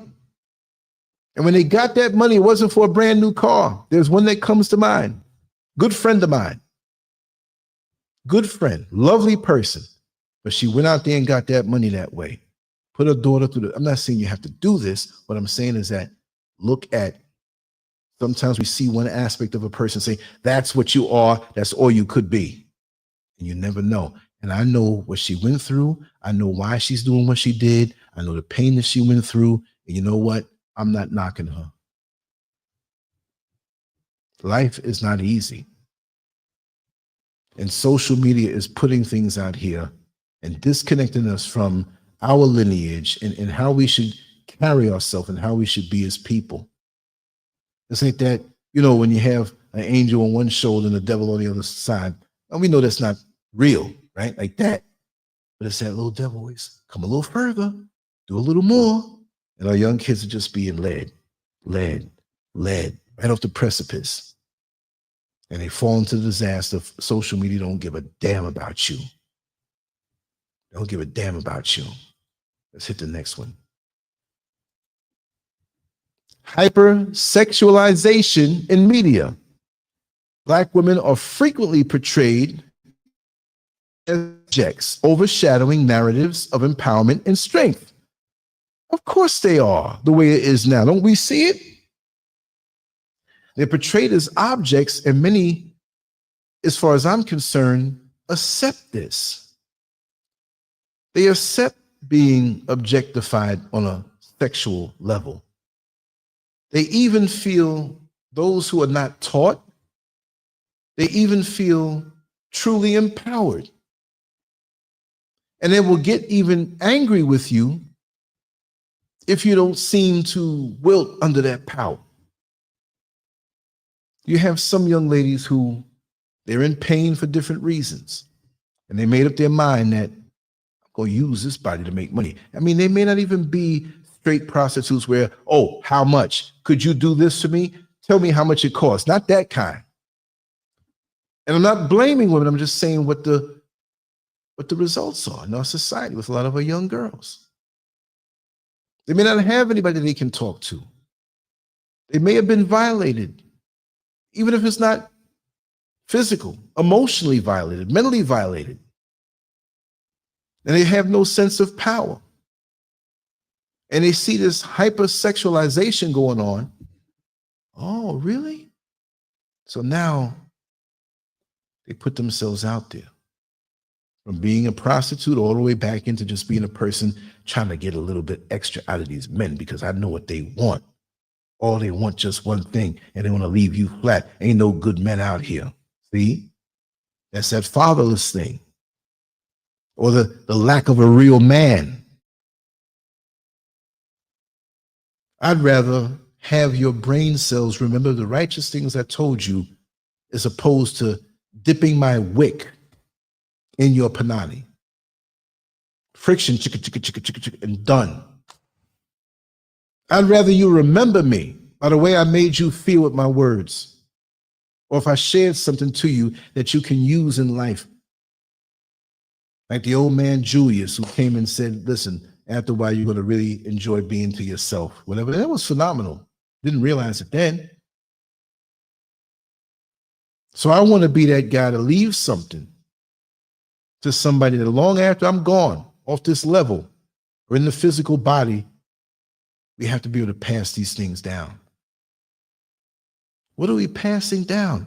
Even if we're not passing things down, something's being absorbed by our young ones. Who's teaching them? Who's influencing them? My father taught me a lot, and he showed me what was out there hardcore and explained to me and let me know that if you have any feelings that you want to talk about something, you can. This one thing my father and mother said, but as a man, my father said this to me, and that's why he was a real man and is a real man. His energy may not be in a physical body moving it around, but he transferred some things on to me that are very much alive. And as long as I'm alive, he's alive. And as long as I share what I know to other people, he's alive and I'll be alive in a sense. But he said, never feel like you're alone, because you're not. Never feel as though you can't talk to me about anything, and I will never reject you because I love you unconditionally. He let me know this every day. He didn't say it that way every day, like, okay, today I'm going to say the same thing. I'm going to say the exact. No, he didn't say, but he let me know. And then every week or two, he'd say it like that. But I lived in a way where I didn't want to have to come to him for anything. And he told me so much and shared so much with me. And when I first got into bodybuilding, he let me know, he said, listen, because, you know, he did martial arts, boxing, weightlifting, powerlifting when he was younger. I didn't know him that way because he was old. He was an older father. When he procreated with my mother, he was 46 years old, right? So by the time I was 10, he was about 57, right? But he was still physically strong. That's probably a trait in my bloodline, you know? So he taught me things. And even when I was 5 or 6 years old, I didn't have no muscles. I was a little boy. I saw how strong he was. I'm walking a certain way with authority. You know what I mean? My father's he's bad. Not bad like he's a bad person. I'm saying the way black folks say it, man, he bad. I felt like that. I'm looking at him, looking at his arms, the muscles, and, you know, just the male admiration of your father. That was my superhero, man. He can do anything. Strong, knowledgeable, sense of humor. Everybody loved him. What took the cake was when he went into this store and the van was parked outside. I'm a little boy in the passenger seat. He was always glancing back. The neighborhood Manhattan, we were known. And these guys came in there with guns to rob the place, went right to the front. And this other guy had a gun. My father knocked him out, and I saw this with my eyes and went to grab the other guy, and the other guy ran out the store. When he ran out the store, he fell down, the gun flew. Cops came. I'm looking at my father like, God, dog, who does that? The guy was knocked out. I saw him do this. So what did that do for me? Not that I want to walk around knocking people out. No. But it showed me that as a man, You're supposed to be multifaceted. At the same time, I would see him do good, nice things for little old ladies, or to be strong and give a little advice. And he's over there with the other fellas sometime, and they cracking up. I heard a couple adult jokes. Like when they had Shaft, the Shaft movie out, he was like Shaft to me. Who is the man who would risk his neck for his brother, man? Scurv. That's my daddy. So why would I not be that coming up if that's my bloodline? The importance of fathers. Equally, mothers are important. But I'm touching on this because we're speaking about Sexyy Red. Mothers are extremely important, and the mother and the father, their positions interlock. So sometimes I'll talk more on one side. So whoever's new here, don't think I'm dismissing the power of having a real mother. Because anybody can get pregnant and push out a child, but are you a real mother? Are those your children because of a connection? Or are they merely offspring or financial opportunities with the Joe Biden money, right? Next point. Decline of community mentorship. Elders once, oh, the phone rang and I lost my point. Yeah. Elders once played a key role in guiding youth, but these relationships have weakened. We don't respect the elders no more. And we should respect the elders more so. They're so valuable to us. But see, when you get old, you're corny. When you get old, you have no use in this society. Everything is geared toward youthfulness. Even the old folks now, got a little double chin, a little discoloration on my face, or whatever. Oh, I got to get rid of that. Let me dye my hair black. Let me get the Botox. Let me get the liposuction. Let me do a little TRT and get a little more hormone in my body. Everything is just, it's crazy. But that good old-fashioned wisdom. Because when you live life, you learn after a while. But then again, we have a lot of old fools out here who don't realize they're at a certain chronological age. It doesn't mean you're going to lay down and die. It doesn't mean you have to be corny. I'm at a certain age. I love being at this age. Doesn't bother me on my birthday. I'm 62 in April. I love that. Ain't no different than when I was 26, meaning that my enthusiasm for life, I'm not going to try to be myself when I was 26, when I was 20 and 19 years old, and I'm going to try to get in shape the best way I can when this house is finished. I'm not delusional now. But I'm here. I can eat, I can sleep, I can laugh, I can vibe. My identity and my feeling about myself is not tied into a chronological age, because that doesn't matter. It's your energy. I was taught that a long time ago. So that's why I'm not, oh, I got friends, oh, my mind is going because I'm getting older now. You just calling in deterioration and old age on yourself. If I had a problem, I wouldn't be in denial about it. But I'm not going to sit here and get stagnant when I have so much to share with anybody who wants it. What it is that I know, because there's a lot of things I don't know. I may need another elder or even somebody younger than me in a chronological age who may be an elder as far as the experience. There's a lot of elders that I've gotten experience from that were half my age. So you older people who think that you have to be older to have something to share, you're losing out when you look at the youth as though they're fools. Because there are a lot of young people out here that have knowledge and a perspective, especially a spiritual perspective, that would blow your mind. You can't judge a book by the cover. You can't. I'm going to increase the speed in which I read these because I got something to do, and I am going to come on back and maybe do a little quick live on the balcony. But I want to get these points out, right? Materialism over morality. The pursuit of wealth and status often takes precedence over personal integrity. Yep. We all right when we have the brand new car, the latest fashion, the biggest jewelry on. We're all right when we have the biggest social media page and everybody's looking at us like we're a celebrity.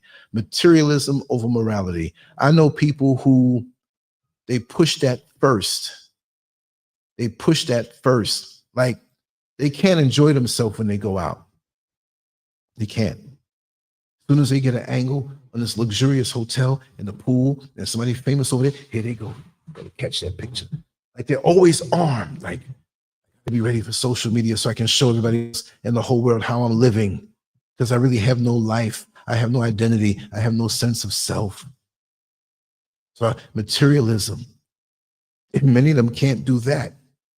So they have to have a feeling of self-importance that's self-engineered. And then they die, and then they lose their social media pages, and they haven't affected anybody face to face. They never really had any meaningful relationships because the people that they meet saw them with the material things that they had and probably came around because of what they thought they had. And some of us front like we have stuff and don't really have anything. Why are we fabricating life like this? You know what I love? Putting on my little t-shirt, putting on my little shorts, putting on my Crocs. I got no jewelry on. I used to wear little things. I don't wear none of that stuff. And taking a walk up in the mountains here through these country roads. I have my little tiny bag, a little knapsack. It's a smaller one. I keep my little cameras, little things there just in case, not the front, but in case something worthwhile comes that I can share with you. Not trying to fabricate something. And vibing with the people and enjoying my day.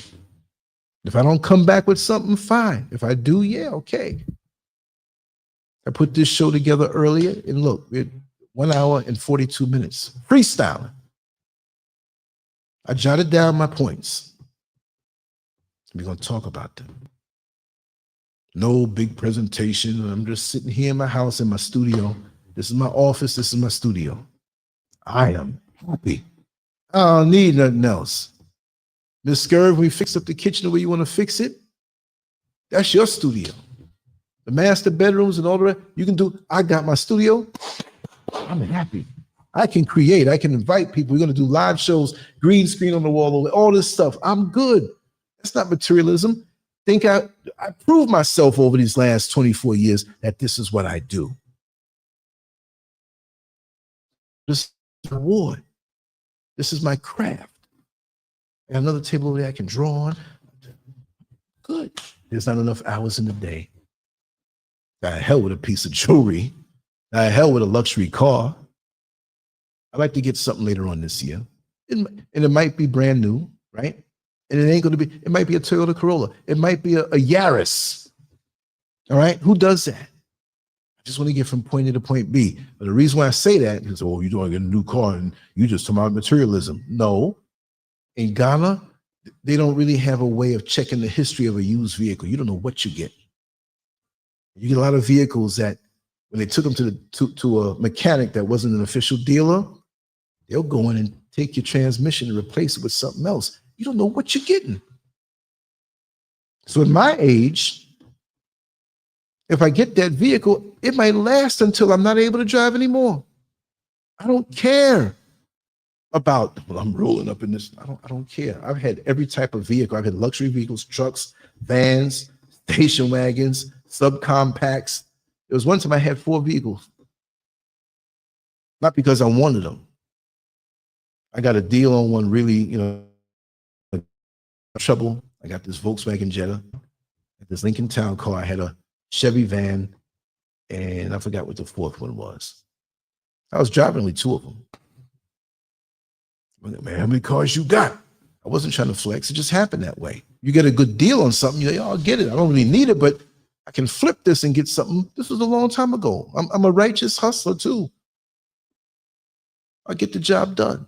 Always have an eye for things, opportunity. But never into materialism. I'm happy. I'm a minimalist. I'm happy with very little because my stuff is creative and it comes from the inside. It's not putting toys around. Well, I got this and I got that and I ordered this and Yes, my esteem is because of all the things I have. If somebody comes and robs your house, now what? You're deflated.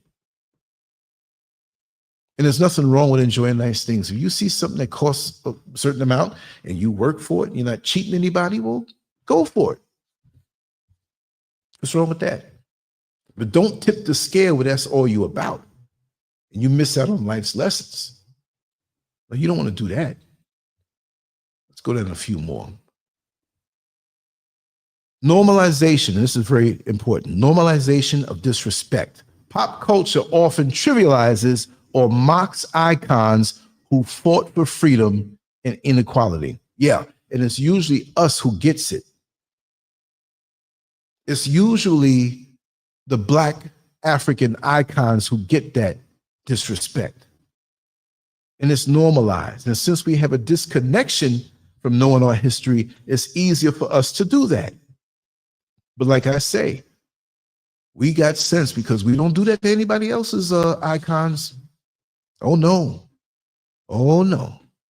We don't make fun of anybody else's bar mitzvahs and you know what I mean? If you read between the lines, we got to revere them. Because I in elementary school, we had so many Jewish holidays. I'm like, wait a second, am I Jewish? I wondered. So many daggone Jewish holidays. Unbelievable. Lack of education on Black history. That goes back to knowing our culture. Many young people are unaware of the sacrifices made by leaders like Dr. King, resulting in a lack of reverence. Peer pressure and trends. Young people mimic influences without understanding the cultural implications of their actions. Right, they're too young to know. And if we had parents or fathers and mothers who knew better, it would help to combat that ignorance. The next one is failure to hold public figures accountable. When celebrities are not challenged for harmful behavior, it sets a damaging precedent. Now, doesn't mean that they're leaders, as we make celebrities leaders, and nobody else does that, as Malcolm X said, and he was ahead of his time. And they thought he was so controversial then, but he's right on point. If they listened to him back then, we wouldn't be in the mess we're in now. But we have to challenge these so-called celebrities. Why? Because these celebrities are usually set up by other people who want to destroy us, who want to erode us and damage our connections to each other through entertainment. So they know the power celebrities have over us, and you have to challenge them for harmful behavior and make them know. You can't set this kind of example. And you have to find out and call out the people who are behind it, because nothing they do, they know that everything they do can make or break them. And usually it's by design. And these so-called celebrities are tests to see how far they can get away with things. As a society, we must confront the media's role in shaping values and restore the emphasis on dignity, education, and historical awareness. Sexyy Red's actions are symptomatic of a broader issue of failure to connect with and honor the legacies of those who paved the way for our freedoms. For our youth to thrive, they must be equipped with knowledge of their history, respect for their cultural icons, and an understanding of their responsibility to uplift their communities. By holding public figures accountable and fostering meaningful conversations, which we don't do anymore, we can bridge the generational divide and inspire young people to live with purpose and respect. And for the most part, social media is not teaching them to live with purpose and respect. That share button is like a gun. One person, one child gets it, and they send it to 10 other people. And if it's something decadent, there you go. All the hard work you put in on trying to raise them up, social media helps to bring them down. But the incident involving Sexyy Red and King offers a valuable lesson in cultural sensitivity and the power of accountability. While the rapper's apology demonstrates growth, and hopefully it was, and not damage control, it also serves as a reminder that public figures bear a responsibility to use their platforms wisely. Now, as Sexyy Red, I don't see anything good coming out of that. But as we move forward, let us honor the legacy of Dr. King, Malcolm X, Marcus Garvey, all, even those who are in our neighborhoods who never got the notoriety of being the great influential people that they are. Could be your mother, your grandmother, the next door neighbor, that person you knew in the supermarket, and all who sacrifice for justice by instilling respect, dignity, and cultural pride in the generations to come. And I've done some things in my life. I understand. I was a little hedonistic for a time. It was hard not to be. But you know what, though? You know what brought me back? My foundation. My foundation. I always give props to my parents, but when I was getting my hair cut, 6, 7 years old, I hear the conversations that the barbers had, righteous conversations. I'm like, wow, that influenced me because I heard things. Then I heard things at home, heard things in school. There were some good people in school, some good teachers in school. Most of the time they look like me. You understand? So we got something from them. There was a teacher in elementary school, Mrs. Alexander. And I know she's not with us anymore because she was much older then than I was 7, 8 years old. But she carried herself with this dignity. She carried herself with respect. And it was never she was off point. She couldn't be because she was one of the old school people who came up with the culture and was brought up a certain way. And looking back at her and other ones too, other teachers, other people in the neighborhood that carried themselves a certain way. My mother used to go to different rehearsals because, you know, she sung. She graduated from Juilliard School of Music. She sung opera, the gospel, the this and that. So I'm used to that. But I used to love going to the rehearsals that she would go to with different groups that she was in. And they would sing at different functions, right? We didn't have the internet back then. So, I mean, I found one picture, and that picture was on the computer that just totally fizzed out. I got to find that picture. And I have my own pictures and stuff, and I'll be sharing those things. But I found a picture of her with one of these groups. And I saw the side of my head as a little boy. I knew that was me because I remember the shirt. I was turned this way, and it was like just like I had a big head as a kid too, but I was covered with hair. You didn't know. And I could see my mother's face clearly. Man, I broke down and cried. And what I was planning to do that day was like this the rest of the day, just stinking. It wasn't a bad thing. It was a good thing, but it was like, boom, in a good way. And so names started hitting me. Names that people that she performed with, spoken word artists that came to certain productions. This is not new, you know. Certain dance performers did African dance, and there was a dramatic reader, and her name was Martha Wilkinson. I always like to name drop because there might be somebody who may be older or a little younger who dealt family. They say, man, that was my grandmother, that was my so-and-so. And she can read. When there were plays or performances that didn't involve singing or a little bit of it, I still went to those things. And when she would read and the lights would go down in the auditorium, she could make you feel any kind of way by the way she read. Oh my God, even the normal conversation.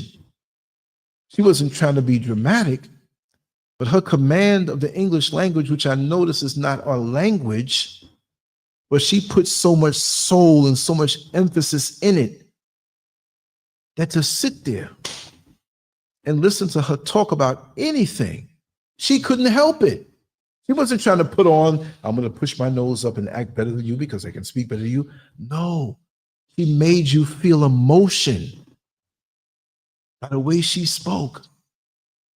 So if she was setting a stage for a play or a presentation, and there was no AI, there was no special effects, it was just a Black African energy honed and trained and executed to the highest level.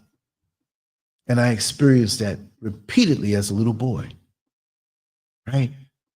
Evelyn Gumby, a great singer and a sweet woman who was so full of wisdom. And I mean, I'm like 5 or 6 years old, and I remember these people's names. That's the impression they left on me. Archie and Marion Harris.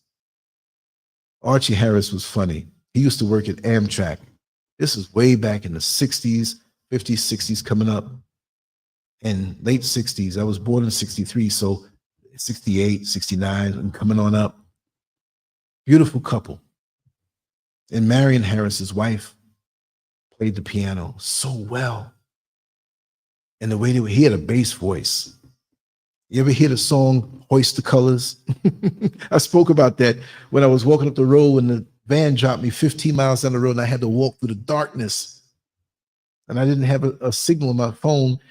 Every now and then when it came on, this song came on, Hoist the Colors.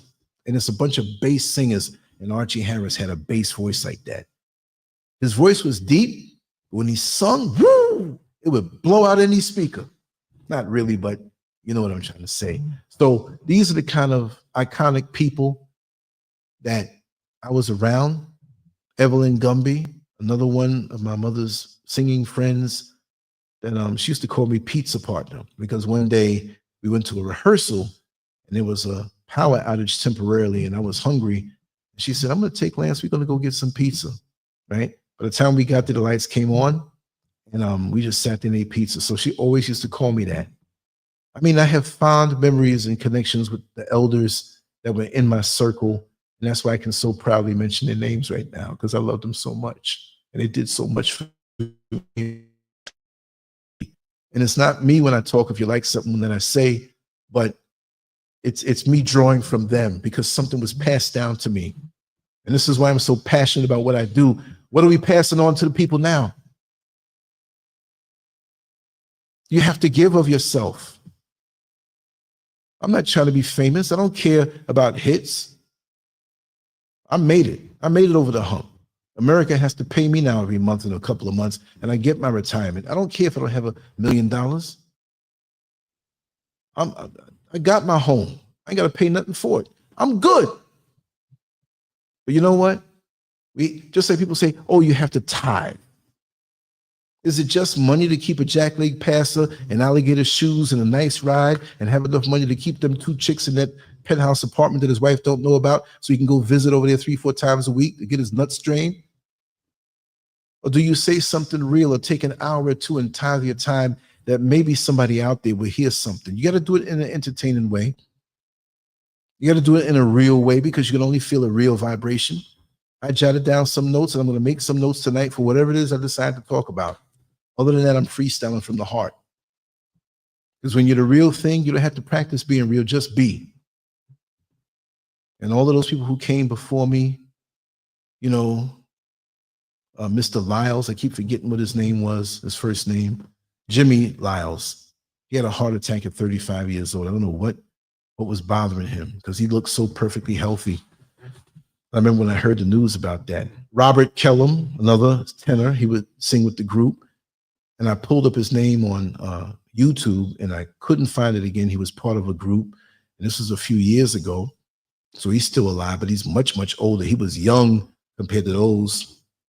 And I know, you know, they accepted him. And let me tell you something.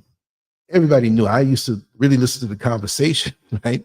And he was rainbow, but he was like Luther Vandross with it. He never brought that out. It was never an issue. Even when that was brought up and, you know, somebody would say something kind of against that, he's laughing, whatever. Have some dignity, man. Whatever you are, we all have struggles. We all have things that make us different, but have some dignity. You look at Luther Vandross, look, we know what's up with him. He had a lot of pretty girls in his video. He wasn't. And I know that maybe he's struggling. I'm not condoning or knocking. I'm just saying, whatever you do, have some dignity, man. Know how to comport yourself in front of your brothers and sisters who are learning from you. And when you get older, you say, oh, this person was struggling with this or that, but I can still respect them because they don't want to degrade the overall society. What happened to that in the Black community? Again, and I say it again, one visual that hit me so hard, I remember there were a group of people sitting on some steps in Harlem in New York. And my father's cousin, so I guess that would be it's my cousin, but like this, like you have grandfather, great grandfather, whatever. He had a brownstone on 135th Street. No, 136th Street. And he used to go to collect the rent for her because she was much older. She lived in Brooklyn. So I got to know all the people there in that particular block, all the tenants and everything. And there was a step over where they were talking about the Nation of Islam. That at the time, they didn't have the final call. Like Minister Farrakhan brought back the paper and called it the final call. They had Muhammad Speaks. And I remember the Muslims under Elijah Muhammad, they used to have the papers and the bean pies the same way they do now. But it was a much stronger presence back then. Elijah Muhammad was still alive, you know? And we know how he may say what he did and different things and all that stuff. And I hope Trump declassifies all this stuff so we can finally not have to wait for 75 years and really see what went on. But the people that are sitting on the steps when they saw the brothers walk by clean and respectful, they started ragging them, talking bad about them. A couple days later, there's a church around the corner, and the whole neighborhood knew me. I was young. And so there was one of the kids that might have been like 15 years old, and he had a sister coming, and I wanted to go with them to the store. My father says, okay, you can go, because the Black folks in them neighborhoods, they were protective over the children. And I was a child. Those same brothers who were in the Nation of Islam, the same ones, it was three of them. I remember them, like, oh, those are the ones some other Black people were talking bad about. And the Black folks that were talking bad about them, they were, man, them Muslims ain't nothing, man. I bet you if you put a little piece of something in front of them, they're going to jump on it. Whatever. They were just knocking them. And so there was a woman on this Sunday morning going to the church. Cars were parked, so they double parked and had the door could open between the two cars that were parked. And so she was walking slow, and she had to hold on to the car. And them brothers went over there, and they both helped her to walk into the, and she was walking slow now. They took their time, and they were talking to her and smiling with her. And some other people opened the church doors, and they made sure to hold her arms. And I stopped. Hey, man, what you stopping for? I want to see something. I was always wanting to see the final, you know, good or bad. I was just always an observer. They walked in the church with their bow ties as Muslims in a Christian church and made sure the woman sat down and talked to her. And one slipped her a bean pie, right? He wasn't trying to convert her, but the love. They never said, oh, they're a Christian. They don't believe, oh, let her go on. That lady could have fell. And she was smiling and kissed one of them and whatever, and everybody was pat. What happened to that across religious boundaries? What happened? Why don't we have that anymore? I saw that. I know a lot of negative things go on because I've heard of things happening where there was this guy one time, he was high off of some, maybe he's a heroin addict. I don't know what he was, but it was a neighborhood thing. I don't even think it hit the news. They didn't tell me. I was overhearing my father and my mother talking and this other lady. This lady used to keep her money under her breast. And this guy was trying to rob her. And somehow he knew, maybe he saw, I don't know how he knew that she had money up under her breast. He was struggling with her to get it. Pulled down her bra, her shirt, trying to get to it, and she's holding her hand. This joker took a knife and jammed it up in her breast The money fell down, he grabbed it. Why would you do something like that? So there were things that were going on. So even when I speak about it being like utopia, things definitely went on. I saw crimes happen. I saw the numbers guy 6 feet away from me after he gave me $5, which was like $1 million, but he asked my father first if he can give it to me. He did it all the time. Can I give you son so and so? Yeah, you go ahead. He wanted to give it to my father first, so he gave it to me. I'm standing here. I thanked him. If I did thank him, I was still at that age where sometimes I forget to thank somebody. I'm sitting there glad I got this $1 million because I think an Italian icy was 10 cents. So I'm thinking like, I can get 50 Italian ices. You think that way as a young man or a child. My father wasn't having it. I mean, you can spend half of it, but you gotta put half of it away. I'm like, oh man, all I can get is 25 ices. But then I saw a Lincoln Town Car pull up and it was hot. So why these guys have these what's Trump's wife's name? The hat she wore. They had big hats like that. Not that wide. But it was odd on a hot day, and they whipped out these machine guns. And this man's over here. I'm not making fun of it, but the noise. They didn't shoot me. My father was inside the shop and reached and grabbed and yanked me so hard. Probably that yank hurt more than a bullet. Boom. I'll never forget his head, how it hit the ground and how he didn't fall right away. Them things came at him and they hopped in and they drove off so quiet. They didn't skid the wheels.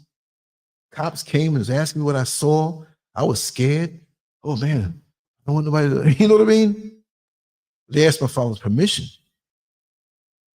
So, you know, you see the range of things and what can happen and how I'm gonna wrap this up, how so many of us can be so ungrateful in life.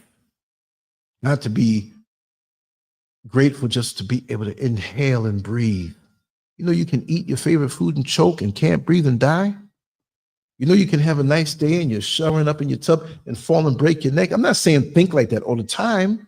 All I'm saying is be appreciative of what you have. I'm appreciative of the time that we're spending right now together. You know, and just want to welcome in Sweet D. I had the chat room. I was on a different screen. Byron Bennett, you know, here it is. What did Byron say? This comes down to live in a digital world or go back to primitive times, which may not be bad. You know, Tracy J, get the most eco-efficient vehicle possible. Exactly. I'm not looking I'm getting something small. I'll probably drive it twice a week. I go into town, get what I need. I'm good here. Your home should be your base and should store everything up. I'm not looking to drive around, be flashy at the red light and look like my car's better than yours or whatever. I swear, I'll probably get a Toyota Yaris. A little small. Now I know people drive crazy and they say, well, if you're in the truck, it's better, more protection, whatever. You know, whatever. If the creator wants me here, if God wants me here to do a job, he's gonna protect me. Plus, I'm a damn good driver to myself, not just because I drove a 40-foot vehicle for years. I've always been a good driver, you know? Exactly, Tracy J. If I was 60, I'd be shopping for a vehicle that would last at least 25 years, and that's what I'm going to do. At just about 62. This should be, I'm not being gory, but this should be my last vehicle.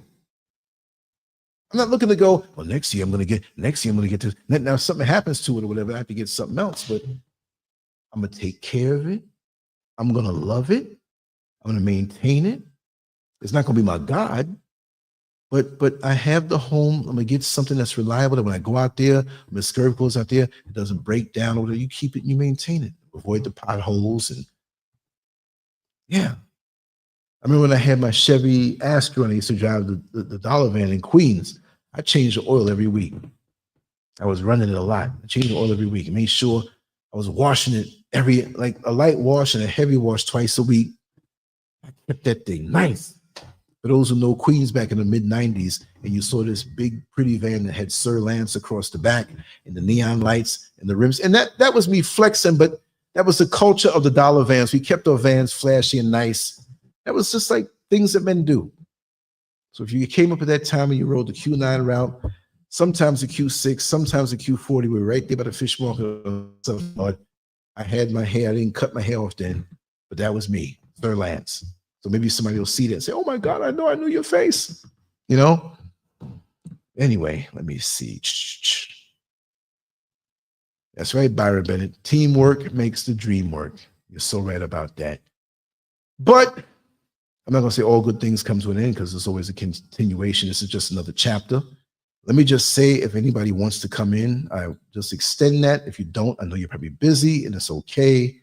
If you can't, because I know a lot of folks are still at work, I just dropped a link. If you want to say something, add on to the show, what we were talking about, feel free. Sometimes I forget. In the chat room, there's a link. So if you want to come in, doom, doom, doom, doom, doom, doom. We got 60 seconds before I sign it off. If you want to come on and talk, I'll let you talk as long as you want. As long as we add on something edifying. Because I'm getting thirsty. I've been talking for the last 2 hours and 11 minutes without a break. I got to wet my whistle, you know?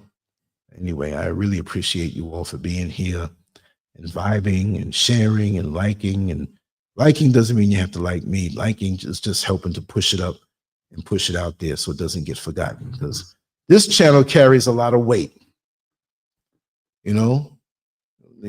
50 million pounds on the back of this channel, so it doesn't go out there as much because my name is not a good name with a lot of the bad people. So the stuff doesn't go out as much. I don't care as long as you're here and connected and we vibe together. So yeah, I'm going to wrap this down.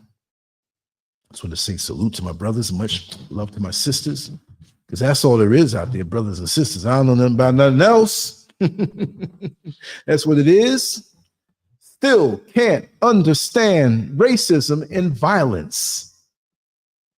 Style created from an urban radical voice. I got about like 50 more of them I can't remember. You know what I mean? But the topic was great today. I hope everybody understood where I was coming from. And it's just nothing but love here. And thank you so much, Xavier, for your kind words. You know, salute, Lance. Appreciate your knowledge, wisdom, and understanding. And I try to put it that's very palatable to many of us that are here. And I appreciate you too, just for being here. You know, it really means a lot to me, right? So listen, I'm going to sign off and enjoy the rest of your day. And we'll be coming back with another topic and tomorrow. But maybe I might get on the phone real quick for 10 minutes before I go to bed. I'll see. But I still have more work to do. I'm working on some things on the website and everything. LANCESCURV.com. If you do receive anything from Substack with my name on it, that's just the email list. You'll have that. If you're subscribed to LANCESCURV.com, it will come from that particular platform, Substack. My new posts and everything, which I'm going to be posting some stuff out there. I have to manually do it, so you may get some things late. So don't look for Substack to give you up-to-date things to say, hey, we're going live in 10 minutes, okay? But you will get pretty much everything. Some things may not put up because I'm going to start doing a lot of content soon. I just want to let you know I love you all. I'm energized in my spirit, but I'm hungry in my body. So I'm going to get something to eat, and we're going to continue this thing in this journey. And if I have anything that I run across, have camera will travel, I will always share it with you all. And let's move on and be positive and always call these celebrities out. We can't have anybody mar the culture and come against us that way. All right? Much love to you all. Take care. LANCESCURV out and on to the next one. Peace.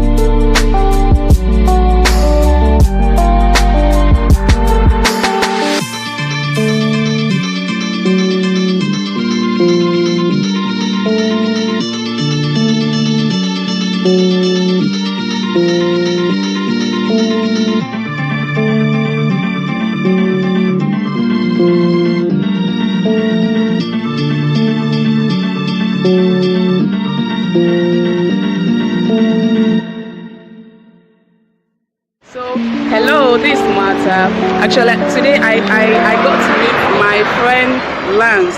Yes, I got to meet my friend Lance. This is my first time meeting him in person, and he's a very kind man, seriously.